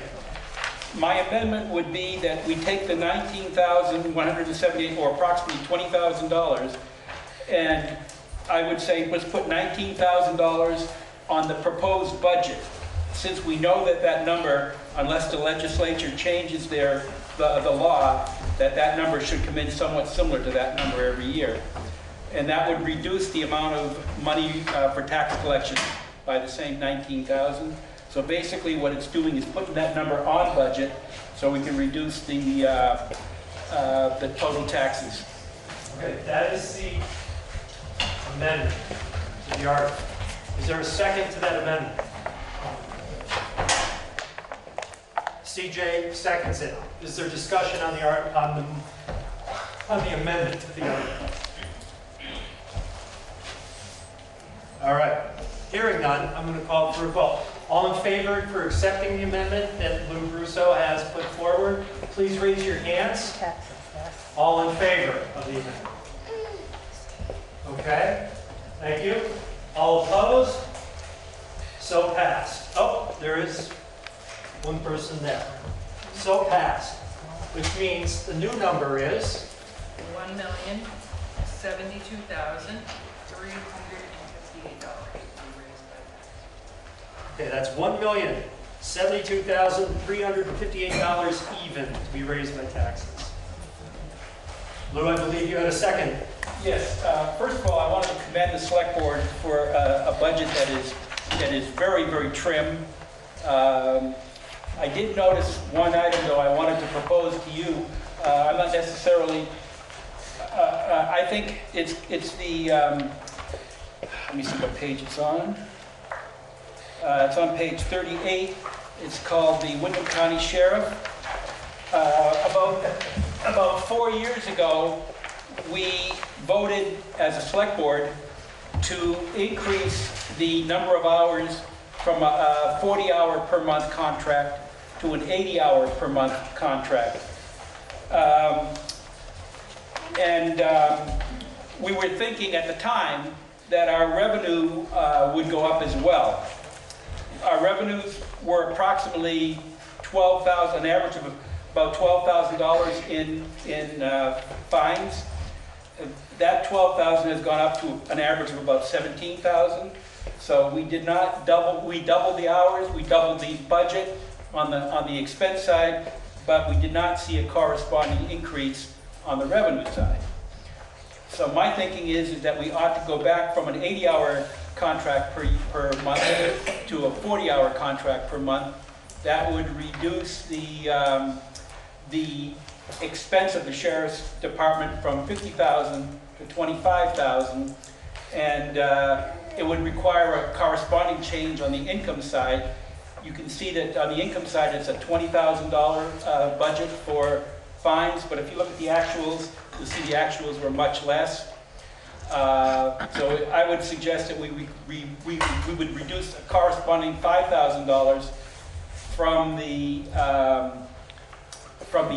income side, which would give us a net decrease in the budget on the revenue side by another $20,000. Okay, what I'm going to do is, because there's two items in there, I'm going to split them apart. Okay. You can't have two amendments. The problem is you always have to keep expenses equal to revenue. Understood, but we need to do this. So go with your first proposal, which would be the decrease in hours, correct? To reduce the contract from a $50,000 a year contract to a $25,000 a year. That is, wait a minute, that is the motion on the floor. Do I have a second for that? Then we can open it to discussion. Is there a second? There's a second here. Open for discussion, yes. Do you want to decrease it by the dollar amount or by the hours? Well, a budget is a dollar number as opposed to the hours. Only by the hour, and I'm not entirely sure exactly. Just talking about 25K reduces down to 40 hours. Right. We need to look at the coverage time and then come up with an amount. Well, I would then, because this is a budgetary meeting, we can't say it that way. We have to say it by numbers. Yeah. Other questions or discussion? Yes. I'm just wondering if we have to have it be a start, 80 or 40, could it be 60 or 65? I don't know how they feel, but does it have to be such a cut in half, or could it be cut a little bit? And that's the contract that the select board ends up working out with the sheriff. And there's a new sheriff in town, literally. So we need to talk in terms of how to do that again. He may have ways of doing it differently. I don't know the answer to that. I don't want to speak for his situation. And I'm sure the two guys in the back don't want to even be recognized. You look head shaking back and forth. That's the answer. I don't know the answer to that without contract negotiations. Yes. Sue Stomsky, my only concern is it's been very nice to see a presence down on Depot Street with the police sitting there with our summer traffic that we get for the campground and some of the parents and whoever going go down towards the school and the state park, it's been nice. I just don't want to see any of those hours cut from there because their presence has definitely been a change in our traffic going by the house. Sometimes it's a speedway and it's pretty crazy. I just don't want that to be cut. Joel and then Patty, and then over here. Joel Blooming, people come down 30 to 50 miles an hour, and I think that the sheriff's office has done a great job in trying to minimize that in the 30 miles zone. So I would not like to see the hours cut. Patty? I agree, even with the car with the hat in it.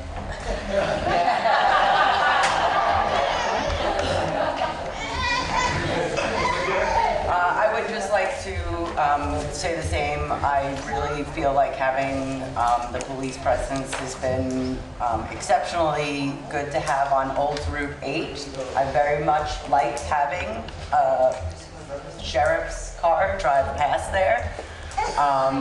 For those of you who may not know, I pull out of Sir Sassabo's Road with my tractor to go to the field, and people are flying down there at 65 miles an hour.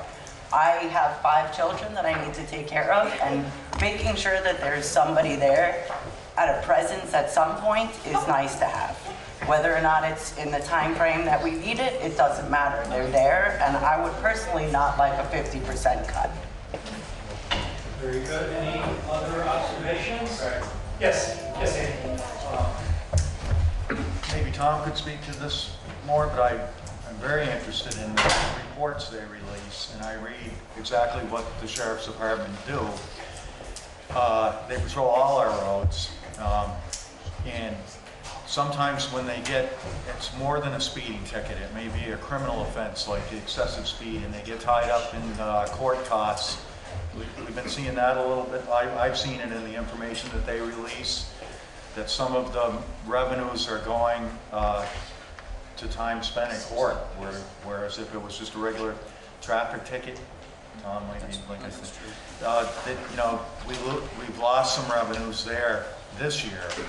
You know, they do more than just part of the contract. X amount of dollars, I think, goes to more than just traffic or speed enforcement or whatever. You know, the traffic. They do regular stuff. So I didn't think I would ever say this, but I would be against any cut in hours, as I can see a definite benefit with having them here for the contract that we have. I agree with them. Again, I think the presence is what's important, not necessarily the revenue we're getting. It's important to have that for safety reasons. I've been in, just a moment, I'll recognize you in a moment. I've been informed that there's a deputy here who can address the issue. If it's all right with the body, he's a non-voting resident. So I'm just asking the body, it's okay that he speak to us? Very good, sir. Sergeant Norton from the patrol supervisor in the sheriff's office. Yeah, just as the select board brought up, several years ago when we did go up, the select board did ask that we also provide back roads patrols. We respond to alarms when we're in town, sometimes even when we're not in town. Doing the directed patrols for the school. Also, we've had several complaints out here on Pikes Falls Road. So it's, you know, are there still speeders? Yes, but I would hope that the lessening in tickets is because we're actually able to be here more.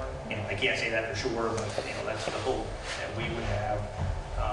But I would hope everybody sees us out there, and that's kind of what we're wanting to do. You know, be here, be seen, and you know, help out whenever we can. Thank you. I would just like to say that I also am opposed to cutting the budget for safety reasons. I think that there has been a difference, and it is important to see them around. It does, you know, add to our safety. Other questions or observations? Yeah. Almost had a bid in the back there. Oh, sorry. Yes. Hi, I'm Linda Sheehan, and I live up on Jamaica Mountain. And cars go 75 to 80 miles an hour. And when I go out of my driveway, people fly by. I have to make sure both sides are clear for me to go. And with the cops across the street, they slow down.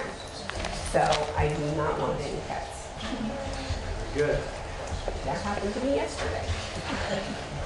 Yes, sir. Has there ever been any kind of study for where like a stop sign or traffic lights or speed bumps or anything like that have an effect of slowing down the traffic through that? We had a conversation earlier in the year about putting speed bumps. We had a radar assessor, I don't know what the official name is, set up on Depot Street. The tricky part comes in balancing out the costs and the annoyance factor for the residents with slowing people down. For the non-residents and that kind of thing. It's a conversation the select board's had over time. So we are discussing it. The tricky thing about speed bumps is they have to come up in the winter because the plows can't get through. So there's other kinds of things. We looked into what is the official word for that radar thing you guys had? Oh, radar car.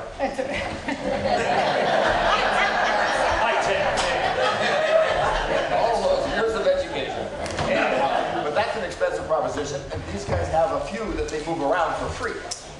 But for us to put one up, we can discuss on the board putting up, like if you go through Weston, a number of cities that got the standing little radar dummies that say thank you when you're doing 25.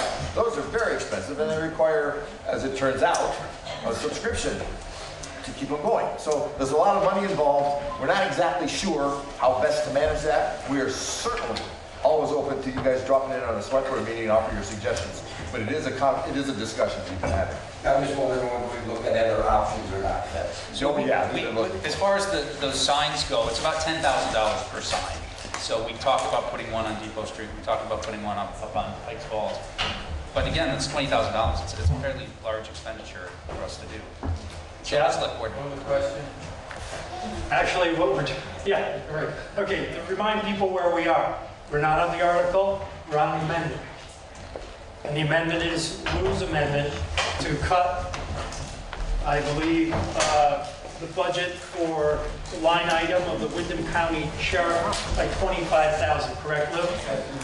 So that is the amendment you're voting on. All those in favor of that amendment, please raise your hand if you support cutting the Sheriff's Department budget by $25,000. All in favor, please raise your hand.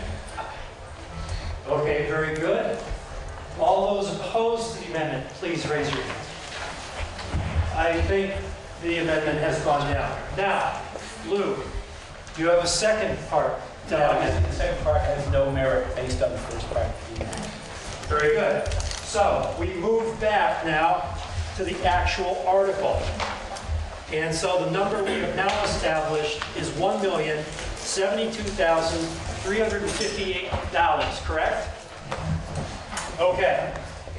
Now, I am going to ask Bonnie to help us because I made a mistake last year. And so what we need to do next on this is after the comma, you will notice and how it will be collected. So Bonnie, do you have a motion?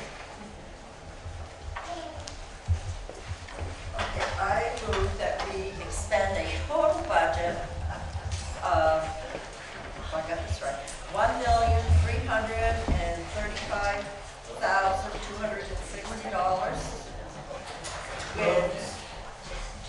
Okay, yes, please keep going. with $1,072,358 of it to be raised by taxes, and the rest would be anticipated revenues, and I'm not sure what exactly that total is. And it would be due and payable on the 1st of October, going delinquent on the 2nd of October, with an 8% penalty added, and as of December 1st, interest at the rate of 1% would be added until paid in full. Thank you. That helps a lot. So, what we have now is the article as amended to amount and also as to how to collect. Is there any discussion? Further discussion? Thank you. Very good. I think this will be fine. All those in favor of passing this article, number 4, which is a budget for $1,072,358 and collected as Bonnie described and inscribed by our town officials into the record, because I can't remember it all. All those in favor of this budget, please say aye. Aye. Opposed? Abstaining? So passed. Article 4 has been passed. Thank you. Now, we are at 12:15. What would the body like to do? You want to plow on? Okay, here we go. Article number 5 is to see if the voters will authorize the select board to borrow money in anticipation of taxes. Is there a motion on the floor? Patty Dixon is moved. Is there a second? Yes. Nelson, thank you. Is there any discussion? Hearing none, I'd like all in favor. I'm going to move the call. Move the call. Thank you. Okay. Close the discussion. All those in favor of Article 5, please raise your hand. Thank you. Those opposed? Any abstentions? Notice I changed that up between a voice vote and that's the power of the moderator. Number 5. Shall the voters authorize the select board to spend, quote, unanticipated funds such as grants, gifts, and/or interest, end quote. Sorry, that was Article 6. Thank you. That's my trifocals. So Article 6, shall the voters authorize the select board to spend unanticipated funds such as grants, gifts, and/or interest? Patty, so moved. Mr. Flowers, second? Very good. Any discussion? Call the question. Thank you. Thank you. All those in favor of passing Article 6, shall the voters authorize the select board to spend unanticipated funds such as grants, gifts, and/or interest? Please raise your hand if you support it. Thank you. Those who oppose? Abstaining? Thank you. So passed. Number 7, to set a time for the opening of the next annual town meeting to be held the first Tuesday of March 2021. Patty? I make a motion to set the time at 10 o'clock in the morning. Motion has been made. It'll be 10 o'clock. And what is the date of the first Tuesday of that next year? Does anybody have a date for that? Does anybody have a pocket calendar? March 2nd. So it would be 10 a.m. on March 2nd, the first Tuesday in 2021. Second. Second, thank you. Discussion. Thank you. Question call. All in favor of Article 7 to have the open meeting on the 2nd of March, 2021 at 10. All in favor? Yes, thank you. All opposed? No, abstained. Excellent. On we go. Uh-oh. All right. Here we go. Article 8 is to transact, quote, other business that may legally come before the meeting. For people to understand other business, this is where people can speak to what's going on, what they might like to see the select board do, or we're going to possibly talk about school issues, but these are all non-binding because they are not warned, therefore there'll be no vote. This is just an informational section. So, who would like to begin? Yes, sir. Chris Robbins. I'd like to put a plug in for the broadband survey. Every household either will receive or should have received a card asking you to take the regional broadband survey. This is the first part of the feasibility study to implement a all fiber internet for underserved or unserved areas that are still weaker around town. The objective is to form a communication union district similar to other municipal districts from as many as 27 towns in the Winter region as possible. They intend to write a business plan, include technical initial design of the network, and a business plan suitable to pursue capital funding from grants, revenue bonds, and private investment. It does not involve taxes, and it does not, in fact, it's illegal to pay for such things. There's one operating in the north already, and the second one being formed. So this is an opportunity to form all fiber or high performance network in the region.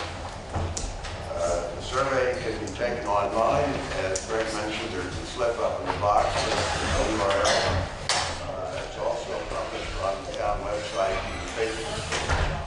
You can take it online, or if you want to download a paper copy and either mail it to the address on the description in the front of the survey, or if you'd like, drop it off at the town office and we'll see if it's collected. Also, they're not quite ready for prime time, but it will be soon. Mobile version, so you can take it with your smartphone. And when it's available, I'll publish a QR code so you can scan it in. There's more information on the town website and the Facebook page describing this program. It also has answers to frequently asked questions. So please take the survey, even if you're already served to your satisfaction. It's important for the rest of the town that we have as much participation as possible. Okay. And also just note, it's not a commitment. You'll answer these questions, and some of them involve money. You might be willing to pay for these services. By doing this, you're not signing up. You're just providing information. Yes, sir. Bob Stone. I'd just like to make a comment. This is the single most important economic activity that we could possibly get involved in. The only thing that will ever raise Jamaica's openness to the outside world is connectivity. And there are a lot of smart people who are running businesses right now that are on the internet, but they don't have the power, the additional power that's required to put out large volumes of data to printers, to other countries, to what have you, at the same speed that the rest of the world is operating at now. It's a very, very important issue. I mean, for myself, I remember something that happened back in Minnesota back in the 1970s, when a small town that had nothing going for it. They lost all their rural economy, and they had some smart people there that put in high-speed internet into the public library. And they invited all the small businesses to come and use that library for free. 10 years later, they were the #1 town in the state in terms of advancement in their internet connections. And you had artists and you had printers and photographers moving in there for that space. And it blew up. This can happen here. It can happen here. So I'm very much in favor. Very good. Thank you. Yes. Hi, I'm Betsy Thompson. I'm a new resident in Jamaica. I'm curious what the infrastructure is required for this. And what are the health effects of 5G and all this other stuff? If you're on the power grid, that's all that's required. You're going to string the fiber using all the utility poles that are already in existence. Maybe if you have an extra long driveway and you have to put in an extra pole, then the resident would be responsible for that. But for 99 and 9/10% of us, you've got electricity, no issue. And I don't know what was the second part of the question. Oh, health effects of, some of us come to Vermont to get away from radiation, from other ill effects of modern communication. you don't have to sign up. I guess that's one of it. It's, whatever ill effects might be from implementing the network, I think the education benefits to our children far, far outweigh. So I really don't see it. Any other? Yes? I just wanted to take a couple minutes about rec committee. First off, I wanted to say thank you to Tom for helping for so many years when his children were at Leland and Gray and still helping. But it's pretty much the same thing with me. I really can't do anything with rec committee anymore, so we really hope that somebody within the town would like to step forward. There's also a lot of changes, obviously, with the schools moving around, and there's a lot of opportunity for it to become more. The state has also offered grants if we want to try to include like walking times and spaces for people to meet. But I really can't have anything to do with it anymore. So hopefully somebody would like to be a part of the rec committee, have some young children or some time on their hands, either way. But I'm doing it a disservice at this point, so I'd like somebody to take that over.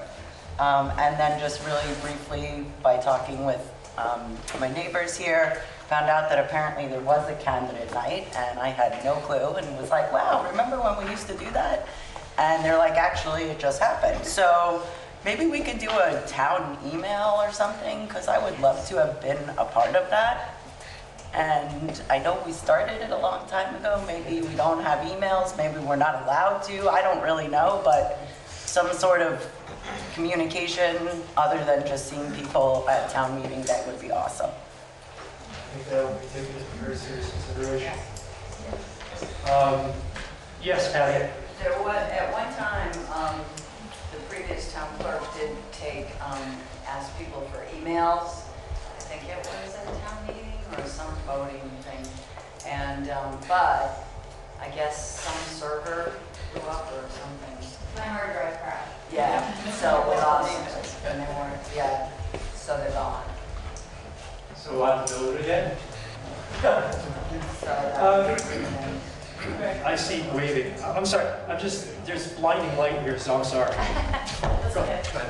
I just wanted to mention that Jamaica Old Home Day will be Saturday, September 12th. We had a very successful Jamaica Old Home Day last year, and we will be starting meetings soon. Anyone wanting to volunteer, please step forward. There's a little task for each one of you if you'd like.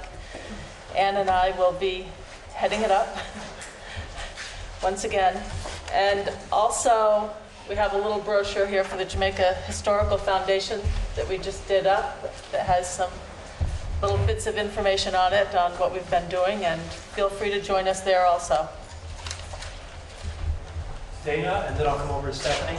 I just want to throw out about the school vote, March 25th, 9 o'clock, Australian ballot. You know, you worried about your taxes on the town side? Taxes on the school side are more.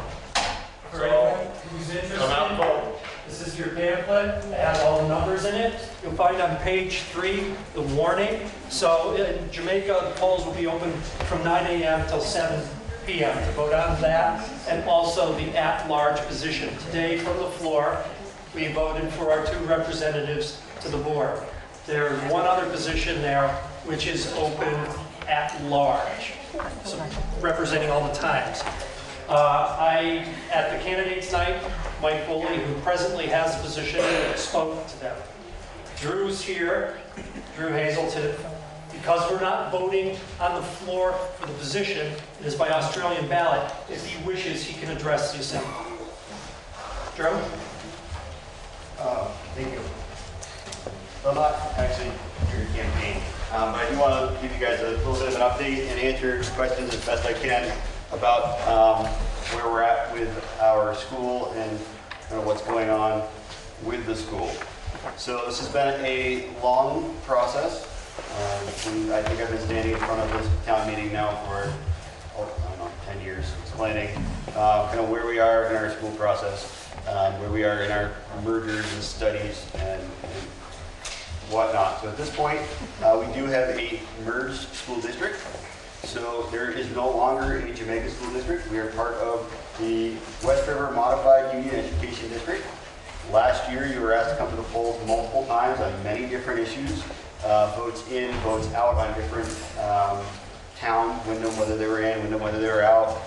We worked on the Articles of Agreement to allow voting for your local school board members from the floor like we've done. So that was a change that was made and you guys approved last year, as well as a bond vote for a heating system. So the take-home message is you are now officially, completely, 100% part of a merged school district.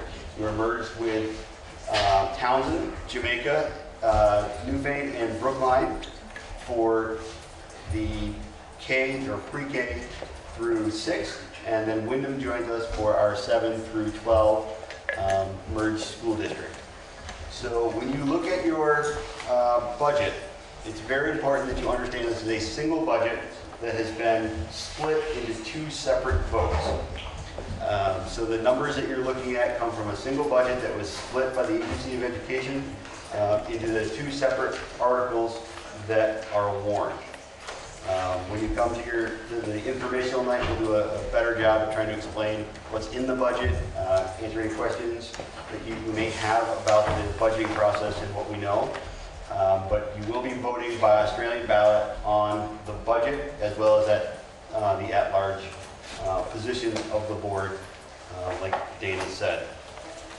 This budget does represent what could be a 10% increase in your education property tax this year. And the reason I say what could be is because of our education funding formula, and anybody that's ever sat on a school board understands how difficult it is to understand how dollars flow from your pockets to your schools. And that's a complicated process that I'm sure our town clerk can explain, where we collect that money by taxes, we send it to the state, they filter it through a magic money machine, and then part of that money comes back to us. There's been a lot of discussion in recent weeks about a weighting study that came out in late December looking at what we're calling an equalized pupil. What you may or may not know about your education system is your education funding system is that it's built on a formula that it uses equalized students. So we don't go down to the school and count the number of kids in a classroom to determine what our number of students are. Each student has a different weight and a different value. So some students are counted as less than half of the student. They're 0.43 or 0.44. We have some students that are valued at greater than 1 student. And in the state's weighting, we come up with what we call an equalized pupil. So that is the multiplier that's used to determine whether we pay penalties or not. In this district, we've paid penalties as long as I can remember. Does anybody know when we were under the penalty threshold? I don't think it's since I've been paying taxes in Jamaica. We've been paying this penalty. The information that came out, and you should be paying attention, is the study that was done on the weighting, is that the weighting that has been done for the last 20 years is inequitable. And in fact, if the weighting was done in an equitable manner, the per pupil spending, or sorry, the tax rate in the town of Jamaica is likely to drop by about 40 cents, which is a huge number. It also means that for the last 20 years, or many of the last 20 years, you've been paying penalties on a faulty per pupil weighting system. There's a handful of pieces of legislation that have been introduced in Montpelier trying to get them to implement changes to the weighting system for this budget year. So we don't know what is exactly going to happen in Montpelier with the change in the weighting study. The other thing that we don't know is what the yield is going to be this year. It's another number that is plugged in by the legislature at the last minute. We will not have an exact number for you as to what your tax rates are going to do until after you've already voted on the budget.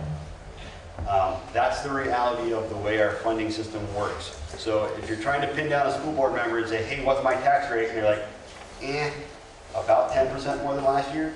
That's the reason. We don't know what that yield is going to be or what the equalized pupils are going to be. Yes? I'm sorry. No, don't set, no. Go for it. Okay, so I'm somewhat familiar with that study, $300,000 study. As a result of that study, there are 4 pieces of legislation before the legislature, and they're not your normal, they're on a rush path to try to get something done before we vote on this budget. I would urge everybody in this room to vote no on the budget until such time as this whole mess is straightened out. Because it's just, this town in particular is being screwed, as you point out, by the current system. And to vote in another budget before the legislature deals with these issues and results of this report would be a travesty. Thank you. As a board member, I will not tell you how you should vote on a budget. I am providing you with the best information I can. So, but that is a huge concern as to that we know, and now we have a very detailed study showing that the weighting of our students in Jamaica has been wrong for a long time. The damage to our local education system, the opportunities that have been lost for our kids in the last 20 years has been huge. The penalties paid by the taxpayers in Jamaica has been huge. So we'll wait to see how this legislation works out and make adjustments in the future, but these are big considerations. Oh, I'm sorry. I'm so enthralled. Patty, and then... Yeah, one of the big parts of this is that, as Drew said, our kids have been, we haven't received equal opportunity for education for our children here.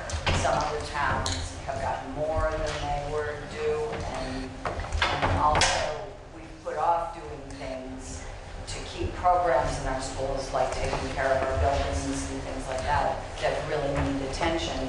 And that all these things might be able to happen now. But for 20 years, we've been struggling with budgets every single year, and hopefully this will make a world of difference for our kids and for our buildings. So just to add to that, right now you guys are looking at millions of dollars in deferred maintenance in this district. That is a direct result of very difficult budgets for many years, where our funds have been taken out of our pockets, turned around, and again sent somewhere else. So there is a real financial cost, not only an educational cost, but a long-term financial cost to the town, because this money was not available to us in previous years. The maintenance on our facilities wasn't done in an attempt to keep programming, and you are now sitting on a significant amount of deferred maintenance. Those numbers we are still not completely firm on. We've done engineering studies. We're working on getting bids and processes for kept doing those repairs. But it's a great statement. We certainly have a long-standing financial effect from it. Betsy Thompson, what is the outcome of a budget that's not passed? How does that affect the ability of the school district to function? So the process from here, from today, is we'll move forward to the 20, I should get the date right. 25th? The 25th. There will be a ballot. If the voters approve the ballot, then that will become the operating budget for the West River Modified Union Education District for next year.